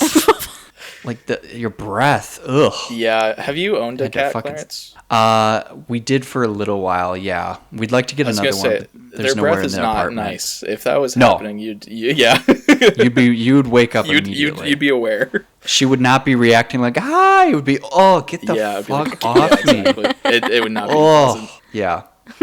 Unrealistic. And also their tongues are like sandpaper. It probably didn't. Yes, yeah, that wouldn't They feel would good hurt. either. Yeah, yeah. How about the troll all getting scraped up. annihilated in that fan? It's crazy. Fucking Just torn. blended. Guts. Yeah, insane. So that's like a common fear, right? Of like fans doing that. Or like those or kind of big drains. I think a fans. lot about like big drains. Like when I was a lifeguard, we had to tell like the swim lessons kids like you have to stay away from the drain because you don't know when it's going to be operating, and then Right.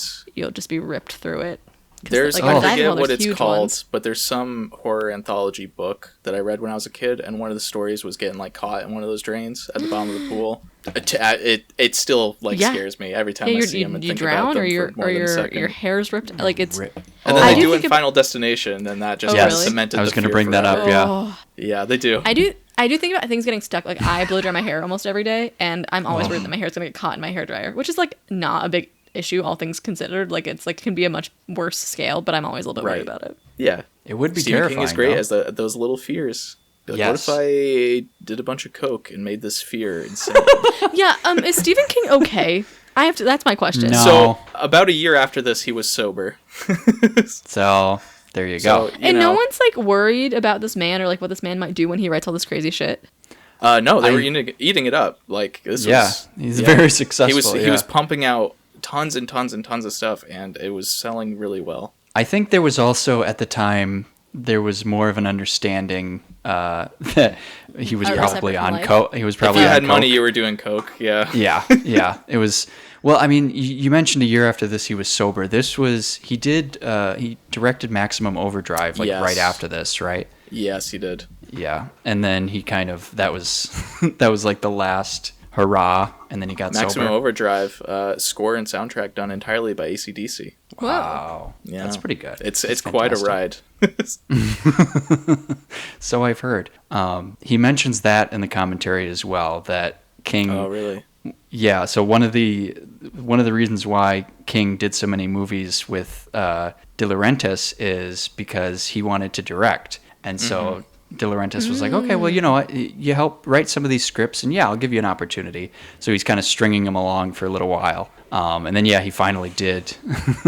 He First directed and last Maximum time Overdrive. he ever Yeah, directed. Yeah. yeah. Has he never directed since? No, that was the one. No, Wow.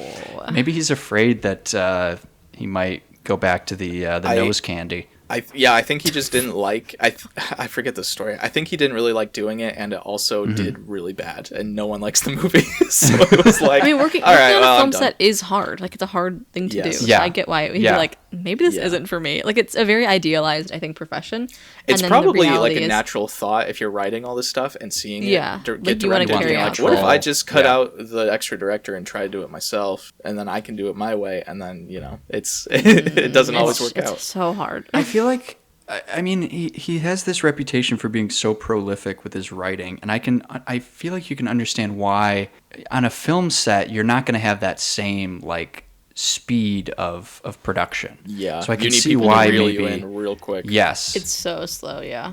like you're not going to get that. Like that was one of the other things is he was talking about when they were doing rewrites. He and Teague and Stephen King would, they would bat some ideas around, and then Stephen King would be like, okay, I'll go and write this. And then the next day he would not only have like fixed the script and given him options, but he would have like 12 different options for him to do, just like Yeah. since Oh my that God. night. So yeah, to expect that sort of result from directing maybe is unrealistic. What do And we I also think can't about imagine. the, Oh, sorry, go ahead. I was gonna say I can't imagine directing is good to try and curb your drug habit. I'll just leave it at that. No, famously Yeah. a very stressful profession. Mm-hmm. Yeah. Joe, what were you going to say? Oh, I was gonna ask, what do we think about the cat battling the gnome in that last bit? It's like a little slap fight. Yeah. It's kind of It fun. is a little slap fight. It was yeah. fun. I liked it. They're just I like- on her chest fighting. How about Drew Barrymore not doing anything to help when the cat Well, is she like... was No! asleep for most of No, it. Yeah. but she's not even like. I thought she was gonna open the door at least, like remove the wedge. Something, yeah. from- Just Yeah. from the grab, door. yeah. No, the she's cat really just sitting held its there in the own. bed. It's a smart cat. It is. Well, I mean, you've seen Yeah. the shit it's dealt with. Like, Yeah, that's true, It's yeah. wise. It's wise. Yeah. You learn It's quick, been through yeah. a lot. Yeah. Yeah. Yeah, I guess my final note would have been just about the cat acting in this movie because It's really good. It's really good. Yeah. I was watching Grace this with, looked like she didn't think it was very good. Oh, what did It's you think of the fine. cat? It's fine. It's whatever. Grace is not a cat person. I'm Well, just she's not really allergic. Yeah. I know. That old excuse. Well, maybe if I wasn't allergic, the cat would have had a better performance. That's right. Yeah. It was fine. I mean, it didn't wow me, but also I'm not necessarily like looking deeply at animal acting skills. Was Like, it I'm was it one clocking. cat or did they have a couple cats? Clarence said they So- had 12 cats, I think. Yes, they had more than a couple. Yeah, they Okay, had 12 I was gonna say different it cats. seems like a lot for one cat to be Yes. doing this. They all looked So- relatively the same. They did, yeah. Yeah, that's probably why it was just like a basic tabby cat because they're like we can't have Yeah. something too distinctive. It's just like a calico, yeah. Yeah, we can Tuxedo. get six Exactly, of these yeah. from the pound next door. Like, Yeah, tuxedo. But yeah, so it was 12 different cats, and so Teague was talking. I mentioned he had done Cujo right before this, and on that movie they had 9 different dogs to play Right. Cujo because they all had like a specific thing that they were good at. Oh, And so sure. he you train them explained for like 2 scenes each. So yes, like and one then of they them get is good the at wall. like running and jumping. One is good at like Yeah. growling or whatever. And so the quote that I have from him is, "Dogs learn tricks to please the trainer. Cats won't do a goddamn thing to please anybody, and they only work for food." So basically, they had to like bribe the cat. Yeah. If they wanted the cat to do anything, they had to give it a treat. But of course, then after you do 2 or 3 takes, they're not hungry anymore. They don't have an appetite, so they won't do it. So they had to move on to the next cat who was still hungry. That's so funny. So they had 12 cats ready to go. Boy, every time you mess up a take, I know that just had to sting so bad. It's like, oh my fucking god! This Get cat's another already cat on ready. second treat. No more treats for you. It's Yeah. like a the shitty F1 engines when they performance. put them back in the practice pool when they're like losing power, and it's like you gotta rotate Yeah. them again. Yeah. Yeah. Do you think the on our Doberman Gang episode we talked about how the dogs were really driving production, and do you think Yeah. when they got to all 12 cats being full, they're just like, well, I guess that's it. I guess that's a wrap for get the today. Get the martini Break for shot lunch, and everybody. go. Yeah. What else can we film without the goddamn cat? They're all full. Honestly, that's probably how they probably really had to schedule filming. Really, I mean, scheduling filming, like choosing what day in the production calendar is a really intense job, anyways. But like having to work around a cat's feeding schedule, or like I think that's Yeah. so much worse to try Yes. and coordinate all of that. Absolutely. No, I can't imagine. Credit I'm to glad the credit cat to Carl finally Miller. got cuddles in the movie. Oh, yeah. I was After waiting all the whole that. time. Yeah, I mean, he really survives a lot, especially in that last segment. The Yeah. Fucking Yeah. euthanasia Stab. at the animal shelter. And Oh, I stab. forgot about yeah. that Yes. part, yeah. Stabbed by the giant pecker. Well, all right. Did you guys have any final minor notes that you had written down? I thought it was crazy that they mentioned like an offhand mention of the Jonestown massacre. Thought that Oh, was unexpected, I must Yeah. say. And Did I you was have- trying did to you have the Jim quote? Jones. Oh, I don't have the quote. I was trying to figure out the date. Yeah, because it's been like 7 years since that happened. So still in pretty terms of, fresh. like- yeah. I don't have the quote, but it was crazy. It Do was you have the something quote? about that's what Jim Jones said when when they drank the Kool-Aid, or he said something like that. It's going to turn your life around, Dick. I guarantee it. Yeah, that's what Jim Jones said when he spiked the punch. Oh, okay. Crazy little mention. Yeah. That's all I had, I think, for a little extra note. For my notes, I mostly had quotes like "crispy around the paws." I forgot about the crispy on the paws. Yeah. I liked the needle drops in the torture room that they played. So it was Yeah. like Yeah, it was like they're making them dance with the electric floor. Yeah. Like they just put on They're having this fun. song. Having Why a good not? time over here. Yeah. Oh, fiddly sticks. Oh, Fiddly Sticks was such a good moment. It's like It it was. doesn't mean anything. It It wasn't yeah. like super. Oh, It's the little Yeah. bit of brevity before we the little whimsy before we go into our next story. Yeah, before we see his wife being electrocuted. I said the cat has traveled 56. more than I have. The idea of a cat riding a train, like hitching a ride on a train, is so funny to me. Just riding the rails. Right at the start of the second story when he's like kissing the the wife goodbye when she gets on the bus. I was like, that was like a really long, passionate kiss. I was like, I bet this guy's like an awful person. And it was an affair. So There you checked go. out. You clocked it. Did you feel good about that? I do feel good about that. I always love when I'm right. The last kiss she had before she died. I thought Mr. Kresner was having way too much fun, just like watching up on top of the roof with the hose. Yeah, very sadistic in his He's pleasure. just- he was loving it. The gnome bell was killing me. Just the bells constantly. Cute little outfit. I thought General was a Good pretty fit, good cat yeah. name. Okay. Better than Polly. All of the dolls that Drew Barrymore had along like the floor were creepy. Not a single one of those looked not creepy. And they were all on the floor, like, which I don't know, it seemed a little strange to me. We also got in the first one the Guilt Cabbage Patch doll. Norma Oh Jean. yeah. Oh, yeah. Oh, you I know guess what? We had Norma played Cabbage Jean. Patch dolls. Happy 100th birthday, Marilyn Monroe. Today? No, but this this year. Oh, this month. This month. This very This month, day. yeah. This very day. Can you believe it? One of my notes is, holy shit, I was not prepared for the gnome to look like that. The reveal caught me off guard big time. I love the sound of his little feet tapping when he's running. It's cute, yeah. It's so cute. The giant props were cool. I wanted the mom's station wagon. I thought that was a great car. Oh, yeah. Hold I on, I would gotta, love that yeah. station wagon. I gotta close my window. It is pouring down rain. One sec. Oh, yeah. Sure. I liked after the gnome pushes in, he blocks the door or whatever. He does a little jump in the air and he kicks his little feet. I thought that was. I had to rewind that to watch it again. I was like, oh, that's so cute. He's a villain, but he's cute. I thought it was strange that for something that's supposed to be such a sneaky creature, he has like the loudest clothing. It's like rustling. Yeah. But yeah, maybe it is like Polar Express rules where I don't know who would hear the bell. Did anyone hear the bells ever? I don't know. I feel Maybe like the the cat. mom finds one of the bells at a She certain finds point. and it, but even, did like, it make a shakes it. sound? I don't think can't- so. Like it was just silent. Yeah. Polar Express rules. It all comes back to that. You gotta believe in the and that's magic. pretty much all I had for notes. Oh, do you guys have what are they called? Cicadas? Cicadas at night? Cicadas. Cicadas. Holy shit. Cicadas? Holy Yeah, shit. cicadas, you know? Wow. Yes, we do have those. Yeah. Yep. Do you like them or do they annoy you? I like them if I It don't have to depends. see them. Okay. Oh, yeah, they're pretty creepy looking. If you notice them like when you're trying to sleep, is it a problem or do they help you? I don't know if I have an answer to that. Okay. I usually I don't- like them. I think yeah. it's more like a white noise thing for me. It's really soothing. I usually don't hear them because, like, they come out in the summer, right? And so Yeah. we have the AC running usually. So I Right, don't- yeah. Oh. Unless we're outside having like a campfire or something, then I'll hear them. Got- So I'm Gotcha. from a family that like doesn't want to put the AC on, right? Like it's like the last minute. No, if it's like it has to be like 95 degrees and the Yeah. AC's on finally, and so we sleep with our windows open. So yeah, they're a little bit noisy, but it's okay. Okay. Okay. Yeah, our apartment building is old enough that if we tried to do that, we would probably die because it's so hot at night.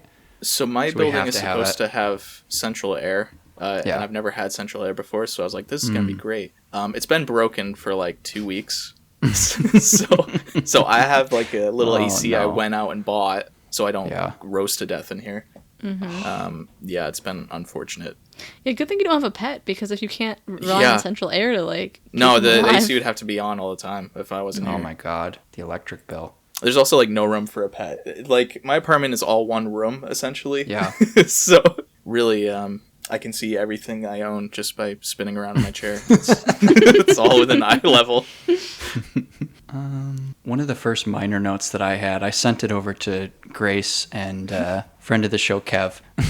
The music by Alan Silvestri card over a shot of the Twin Towers. Chills. I was like, oh my god, there they are. There they are. The Big Apple. The Big Apple. That's what they call it. Having a New York City location card when we just saw the Twin Towers. Yes, just kinda in case. You know, stupid. kind of doubling down there. Yeah, we Yeah. don't really need it. Just in case you don't know what it is. just in case. Quitters Inc., it feels like poor marketing for any product or company to use the subtitle The Final Solution. I don't know if you noticed that on there. I did notice Oh, that. I missed Yeah. that. Quitters Yeah. Inc., The Final Solution. I was like, maybe not. Yeah, that's Wow. tough look. Only That's 40 years awful. removed by that point. Oh my god, that's Yeah. horrifying. Yeah. I feel like that was a King contribution. Somebody can fact check me on that. Feels like something. He's coming out of the bathroom, wiping his nose, like, what if we did this? He's like, okay, great idea. Great idea. What else? Oh, at the end I said, well, fortunately, Quitters Inc. went out of business with the invention of Chantix. Nobody needs their services anymore. I was thinking, like, it's probably a pretty effective program. You know what? Yeah. Like, Yeah. If it was, if the husband was not James Woods and actually cared about his family, and he would not have lit up, like, in the car or, like, attempted at home, and it would have been just like a normal, I quit smoking. And I want to know what else he tried before he came to Quitters Inc. Or was that? He's Well, just it was like, a It's the friend at recommendation, the right? end. Yeah. It's the Okay. friend at the end that brings him, okay. right? Yeah.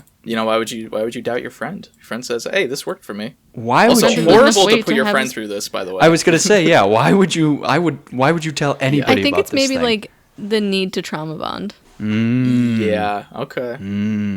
That Also, that sounds was right. crazy at the end of that one where he's like laughing with the guy, just like, "Hey, Yeah. we're all good now." It's really crazy. I didn't have any minor notes for the ledge. For the third one, I think I read that you're not supposed to actually give cats milk. It's kind of like No, you're not. breadcrumbs Yeah, it's with bad for 'em. birds. So that's fucked up. I General loved dies the next day. Yep, General is gone. They're down to 11 cats now. When Drew Barrymore is watching cartoons at the breakfast table, that Panasonic TV. Oh, the Jerry. dream. Just a little CRT TV at the breakfast table. Oh, it used to be a proper country. What else did I have? Oh, this is the first PG-13 movie that we've covered. Up until now, it's Look at been us go. G, PG, R, and X. But this is the first one. Well, we got them all now. where, I gotta where One the of those rating is was not like the available. others. Yeah, right. Yeah. That's so funny. So our first, not the last. We'll have plenty more PG-13 movies, but this is the start. And that is the end of my notes. Do we want to get into fanfare or flop? Mm-hmm. Okay. I thought I had a sound clip for Oh, do it. you I not? don't. I was waiting. Sorry. I know. I Sit in thought I did, but I don't. Sorry.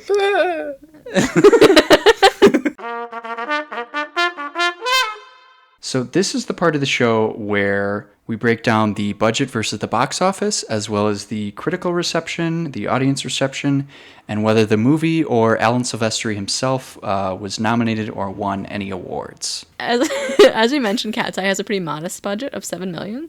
The production schedule, shooting time, is listed as 9 weeks, and it made $13 million at the box office, so not too bad. Yeah. I mentioned that Drew Barrymore was nominated for that one random award, which, good for her. I'm glad that she got, some acclaim, or the idea of acclaim from it. Yeah. There was one more thing I wanted to mention. This film was This film was nominated for the International Fantasy Film Award for Best Film in 1987, which I don't exactly know how that works out because this was a 1985 release, but it is A little bit of a delay, yeah. Fantasporto International Film Festival. That's in Portugal. Oh, okay. So I just think international. Yeah, release. this came out in '88 in Portugal. I'm looking right now. Wow. January 1988. Yep. So no more awards or anything for Alan, which I do think is it's not. I wouldn't say it's his best work. But kind of sort of Not a his forgotten worst. film. Not. Yeah. No. Well, that kind of gets us into the Alan of it all. So, do you guys think that he was the secret sauce to this movie, or do you think they could have replaced him and it wouldn't have made much of a difference? I'm not sure the score as a whole makes any difference with this kind of story. Stories. You can really put in whoever, and it might be a little bit of a different vibe, but it's not. You're not really adding a lot to it. I don't think. I think it'd be really hard for a score to add a lot to this. Yeah. I think the soundtrack matters more. Yeah. With like Every Breath You Take, But I don't think it was bad. I think it was strongest in the first story for sure. The other two stories, they're whatever.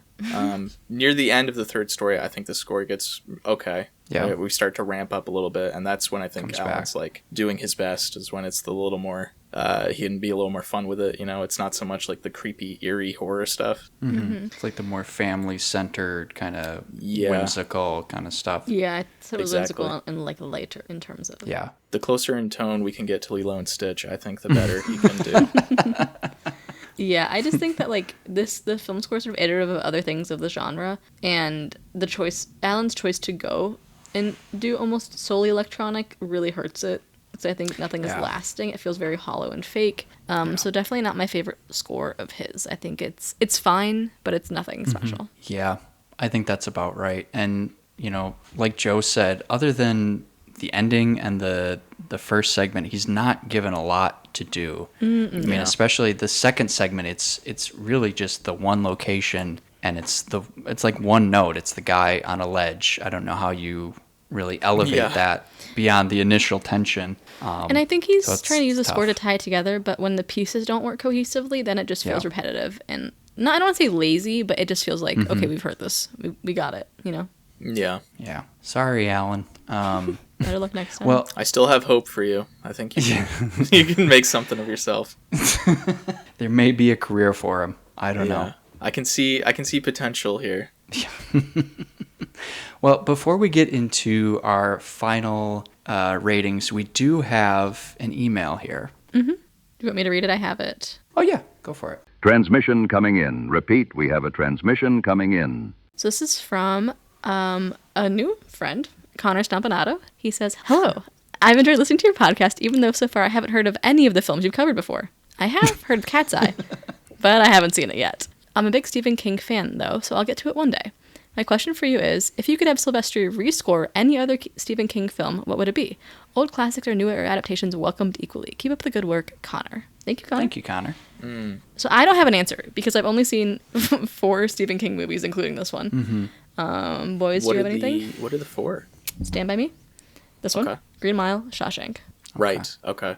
All with pretty decent scores already. Yeah, I was gonna say Yeah. all those scores are Yeah. pretty good. It's tough. Yeah. Joe, what are your thoughts here? Well, my first thought is that Alan would do better with like the more whimsical Stephen King stuff. So like Stand By Me was top of mind, but me that too. score is already good. So Yeah. if I'm thinking of like scores that aren't so good, have you guys ever heard or seen anything of The Langoliers?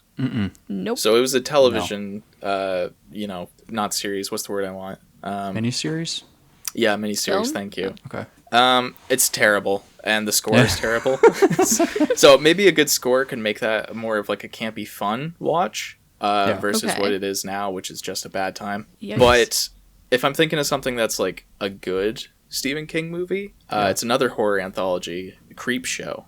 You guys ever seen Creep Show? Nope. That's a good answer. So Creep Show is like it's supposed to be like a 1950s comic feeling thing. So all the Oh. stories kind of have that vibe to them. But the score really went hard on like synth. So it's like this really loud synth score the whole time. I don't know if other people feel this way. I think it's a little annoying in that. Okay. To the point of it kind of like distracting from what could be better. Okay. And I think the synths are fine because that's like, it fits the vibe, but I think Alan would do a lot better with the synth, with the piano, with his blend of how he does composing. I think would work a lot better in Creepshow. I think that could be pretty good. What year did Creepshow come out? Oh, I have to look. It was the 80s. Okay.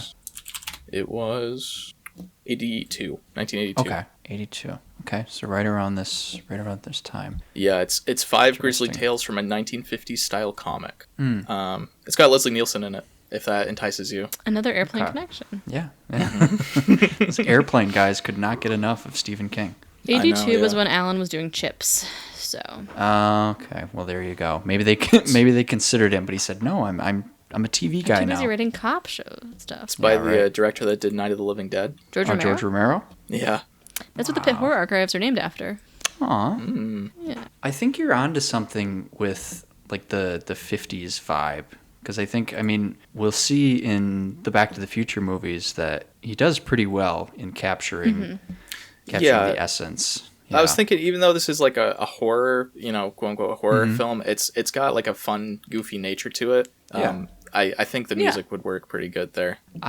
So my first thought was also Stand By Me. I think that would be really interesting to see him try to take on, because it is kind of we talked about he's good with the like the family whimsical movies. He's good with the magic of childhood, but also serious, but also Yes. balancing like the serious moments. Yes. Serious moment. And I mean, Yeah. it's hard to find a better a movie with a better balance between those than Stand By Me.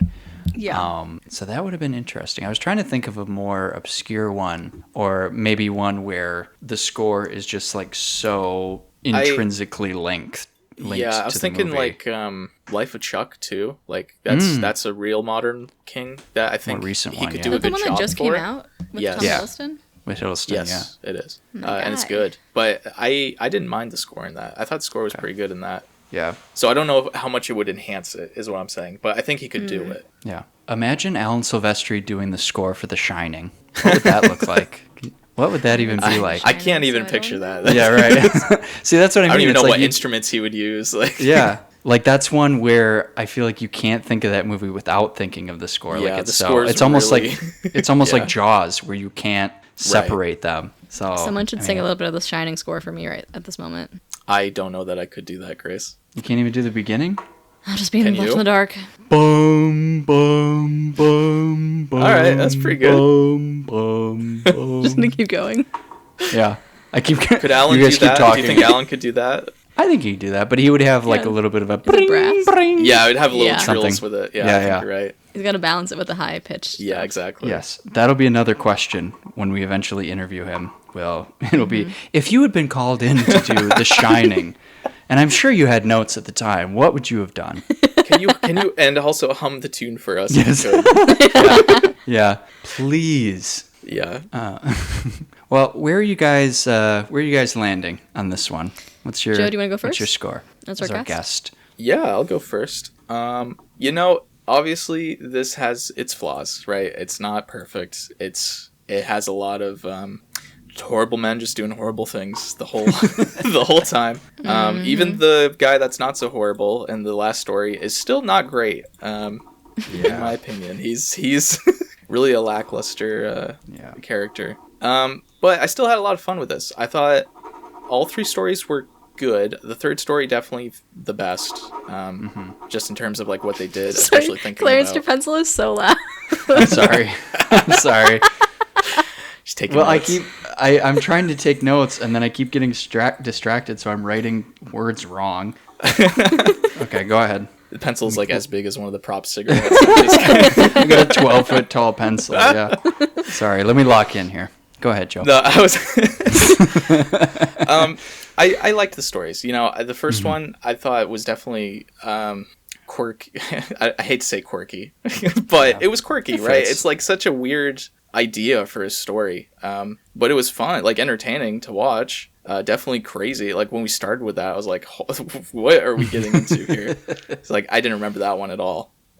Story 2, I liked, I think, more than other people probably would. I like it when it's kind of a simpler, stripped down premise, where it's like, okay, what if it's a guy walking along the side of a building? And then you can see that thought, and then being like, all right, how do we set this up so a guy has to walk along the side of a building, right? Like, it's one of those thoughts you have when you see ledges like that, where it's like, could I walk along that? You know, I feel like that's how you just get started with a story like this. Yeah. Is that how your brain works? That's how my brain works, yes. It's like, could I walk alongside that is what I think with anytime I see anything, really. Have you done any type of parkour before? No, I've broken my arm sledding down a hill.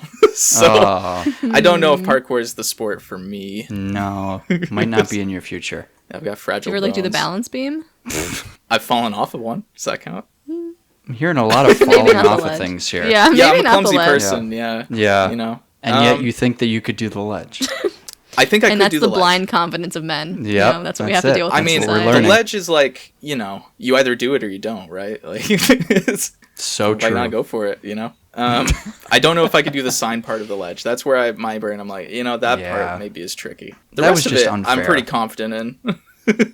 Because the wind is not going to bother you, you know, anyway. I mean, I saw you on that whale watching boat. I don't know if your balance is really stellar. Listen, the seas were really rough that day. They said so. I mean, okay. That was bad. You got a point there. But I overall I enjoyed it. You know, the score, it didn't stick out for me very much. The acting was fine. James Woods was pretty good. Yeah. So I'm at 3 stars and a heart. You know, I had a good time with this. It was fun to revisit. I have the most memories. I say memories. It's more just like I have images imprinted in my brain from when I was a kid of the final story. So that was fun to see because it like, you know, pieces of my brain started clicking back into place where I was like, oh, I remember this like suddenly. So yeah, I had a good time. Way to fun describe movie. that. Grace, what about you? Okay, so looking at my ratings, I think this is definitely under the Doberman line. I'm just trying to figure out exactly where I want to place it. Because so I think for all of its like societal flaws, the first story is my favorite. I think the examination of paranoia and of culpability is really interesting, and I think that was well written, and it was funny, and it was dramatic, and there was a lot of tension, and it worked really well. Do I like the optics of it? No, but it's a movie, so that's like, you know. Second story was fine. Good to see Mr. Airplane. I don't remember his character's name. It's one of like the Roger ones, you know, like, but I don't think it did a whole lot much. Thank you. And I felt myself being just really irritated with the crime boss, and I feel like it's like a story that's sort of, it's a great premise but goes nowhere. And like the wife or the girlfriend being dead at the end feels like a they got you like a shock, you know, like I can't look at you guys as you both ice your foreheads with Diet Cokes. It's so hot in here. I know, I'm dying. Really bad. We're wrapping up. But yeah. The third story is fine. Like it's all fine. So I think I'm trying to remember how I felt about Las Vegas Lady. Because I really like the song in that one. Yeah. Well, I have it in front of me. I gave it 2 stars. Las Vegas Lady, you're at a 2, yeah. I think I was just tired of the circus at that moment. Literally, the circus was too much. Yeah, I think I'll just give this 2 stars, no heart. It's not bad. It's not offensive. I just didn't love what I was watching necessarily, and I was a little bit bored of it. I think that's fair. I think with a lot of horror stuff, you're probably a 3 would be like a miracle. Me personally, or like the genre? Yeah, you personally. Personally, yeah. I mean, the only other horror movie that we've covered so far, or even the only other thriller, was The Fifth Floor, and you gave that one 1.5. Well, the optics, like, not even that. That like, would, just like, God, that was an awful film for multiple reasons. Yeah. Yeah, you want to talk about misogyny? You want to talk about... Clarence, didn't you give that 4 stars? I sure did. You're like a sicko. I am a sicko. And you know what? I did like the first story in this movie the best. I felt like it had the acting. There were stakes, I feel like. Yes, there were stakes. Yeah. It felt, it kind of felt like that must have been the first thing that they were filming. And then as they went on, they started to run out of money. Maybe, because, like, actually, yeah. Yeah, because like there's the most locations. It felt like there's the most actual like exterior shots. They're doing stuff outside. It's not just on a soundstage. I felt like the level of acting was the most consistent in that one. You've got James Woods, Alan King as the head of Quitters Inc. I really enjoyed his performance. One little thing that he does that I forgot to mention is when James Woods is first sitting at the desk, he takes out all the cigarettes and then he just like bangs on the desk and hand dropping the cigarettes. Smashes them up. Hilarious. Oh my god! And it's so surprising. He's just like screaming. I really love that. Like he's throwing a tantrum. I did like the other 2. I didn't like them quite as much. I liked the third one mostly as like a vehicle for Drew Barrymore to show off that like she always kind of had. She always had it. Always good to see Mr. Airplane, like Grace said. So I think I'm at 4 stars for this one. Okay. I could see myself watching this again. Especially I think what won me over the most was the special effects. I really loved seeing all the really practical stuff, like all the in-camera tricks they were able to do. I just, that goes a long way to bumping up a score for me. It's just a nostalgia thing. You can tell who the Bat and Spider people are in this group. Yeah, maybe. Yeah. Maybe. It's not even, but I wouldn't even think it's Bat and Spider horror. Like, I think Bat and Spider is a whole different level. Yeah, this is way too tame. I think Creepshow is really... probably closer to Bat and Spider, yeah. This is very mainstream, I think, for Bad Spider. This could be a Yeah. watch party part of it, I think, but Yeah. it wouldn't be a standalone. No, they and wouldn't it's not cover it on the programming show. for this one. Yeah. Yeah, exactly. No. Well, speaking of mainstream films and special effects, Grace, should we talk about what we're covering in the next episode? Yeah, it's the summer of Sounds of Silvestri. He was never in time for his classes. He wasn't in time for dinner. Then one day, he wasn't in his time at all. 80s teenager Marty McFly is accidentally sent back in time to 1955, inadvertently disrupting his parents' first meeting and attracting his mother's romantic interest. Marty must repair the damage to history by rekindling his parents' romance and with the help of his eccentric inventor friend Doc Brown, return to 1985. We're doing Back to the Future, baby! So excited. Woo! We made it. I can't believe that's the Z. next one. I thought there was I know. one more before. No. Boy, was I wrong. Yep. Oh, this is the big one. I mean, this is the... This is a huge one. Yeah, We've been this doing is it the for one... monumental. Yeah, the one that really set Alan into the mainstream, set him on the path that he's still on to this day. Once he did this, only certain few people could afford him. Yeah, yeah. Oh my God, they got so they got him lucky. right at the cutoff. Yeah, right before. Can you imagine? Yeah. Oh, that was the other thing. I meant to mention this in the commentary when Teague was talking about Silvestri. It was really funny because he mentioned that Silvestri obviously had worked with Zemeckis a lot, but the order of movies that he listed was fascinating to me because he said, yeah, he did Castaway, he did Forrest Gump, Back to the Future. I'm like, that's what you list last? Like, It really loves Castaway. right? Yeah. Yeah. Castaway is a good movie that was just always on TV for some reason. Mm-hmm. I was watching Castaway at one point, like growing up, and once again I just turned it off, left the room. I was just like, I can't. So that'll be fun to revisit. We'll come back to it Yeah. like 5 years That'll from be now, exciting. probably. Mm-hmm. Well, that's our next movie, and Grace, this will be another first for us in that it's. I'm gonna rephrase that. That's never mind. I don't even know where I was going with it. I'm dying of heat stroke We saw the right now. sentence die on his We're Yeah. fading fast. Died on the vine. Well, Grace, that's our next episode, and what's exciting is that just like having Joe as our guest on this episode, we're going to have a very special guest next time around as well. Yeah, we're going to have producer Dave on to record with us. It's one of Dave's favorite films, maybe his absolute favorite film. It might so be. excited to talk to him. And we always thank him for, letting SOS be the thing that it is, because we wouldn't be here without him. So we're very excited to talk to him, hear his thoughts on one of his favorite films. That's an amazing get for a guest. Yeah, it's going to Yeah, be fun. I'm I was going to say, should excited. we mention what you created? I guess we should. We already mentioned it on Big White Elephants when I was on. If Scott didn't cut it out. No guarantees. Yeah, no guarantees. Yeah, we finally have an official website now. It's I got to tell you, it's really amazing how much of website building is just drag and drop these days. But I'm really happy with how it worked out. So people can check that out at soundsofsilvestri.com. We got some great stuff on there. We got some team information about all the folks who help us get this thing going from episode to episode. We've got a list of all the stuff. You can search by director, by decade, by genre, all sorts of fun stuff. Tracker. Yes, You our can see where we're progress at. tracker. Yes, so you can And that's see what that we'll we're put some more notes there. So like when we talk about Yes. things, we'll put in the show notes. It'll both be in the episode description itself, but it'll also be on our website. Yes. So you can, all sorts of fun stuff. You can play around with that. And I'm pretty excited about it. And it was important that we got that out before Back to the Future, because I feel like this is like this.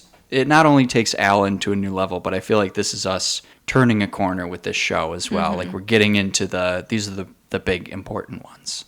People are going to So. tune in for this. I hope Fingers so. crossed. You know, Tell no your Get pressure. friends. your first No viewers pressure. from India. You're going to get all kinds, it's going to come from all over. Yeah, this is it. Joe, where can people find you on the internet if you want to be found? Sure, I'd love to be found. Come and find me. I'm on Letterboxd. Letterboxd.com. Let's be friends. Letterboxd.com/JoeJazzy. That's JoeJazzy. That's mostly the only place you can find me. I do link to my Instagram off of my Letterboxd, where I do like a little bit of photography just as a hobby. So if that interests you, You can follow me there as well. But I watch a lot of movies, so let's be Letterboxd friends. Yeah. You got Awesome. some great Thanks. pictures on your Instagram too. Oh, thank you. Yeah, you're welcome. There's going to be some film on there soon once my roles get developed. Ooh, a tease. Yeah, Love a look out for tease. that. Stay tuned. Well, all right. We will Thank you, see Joe, you folks for- next time. Yeah, I guess we should thank Joe. I guess. Yeah, thanks ready to wrap. Sorry. Yeah, thanks, Joe, for coming on and chatting with Thank us you about guys. I appreciate Stephen King it. I film. love listening to this show. One of my favorites. I love once every 2 week format. I love, and it hits in the morning usually, so I can listen to it on my ride into work. It's been a delight. I had a lot of fun. Thank you for having me. Thank you for being here. Come back anytime, except for the next episode. We got Yeah, something already. Yeah, that's Dave's. Dave, only, guess sorry. what? Yeah. I'm doing this one too. It's like the Game Sardines, where just each episode gets a new guest, and we just all cram in together. Oh and no! every Yeah. Oh yes. See how many people we can fit in one. Yeah. That's the limit.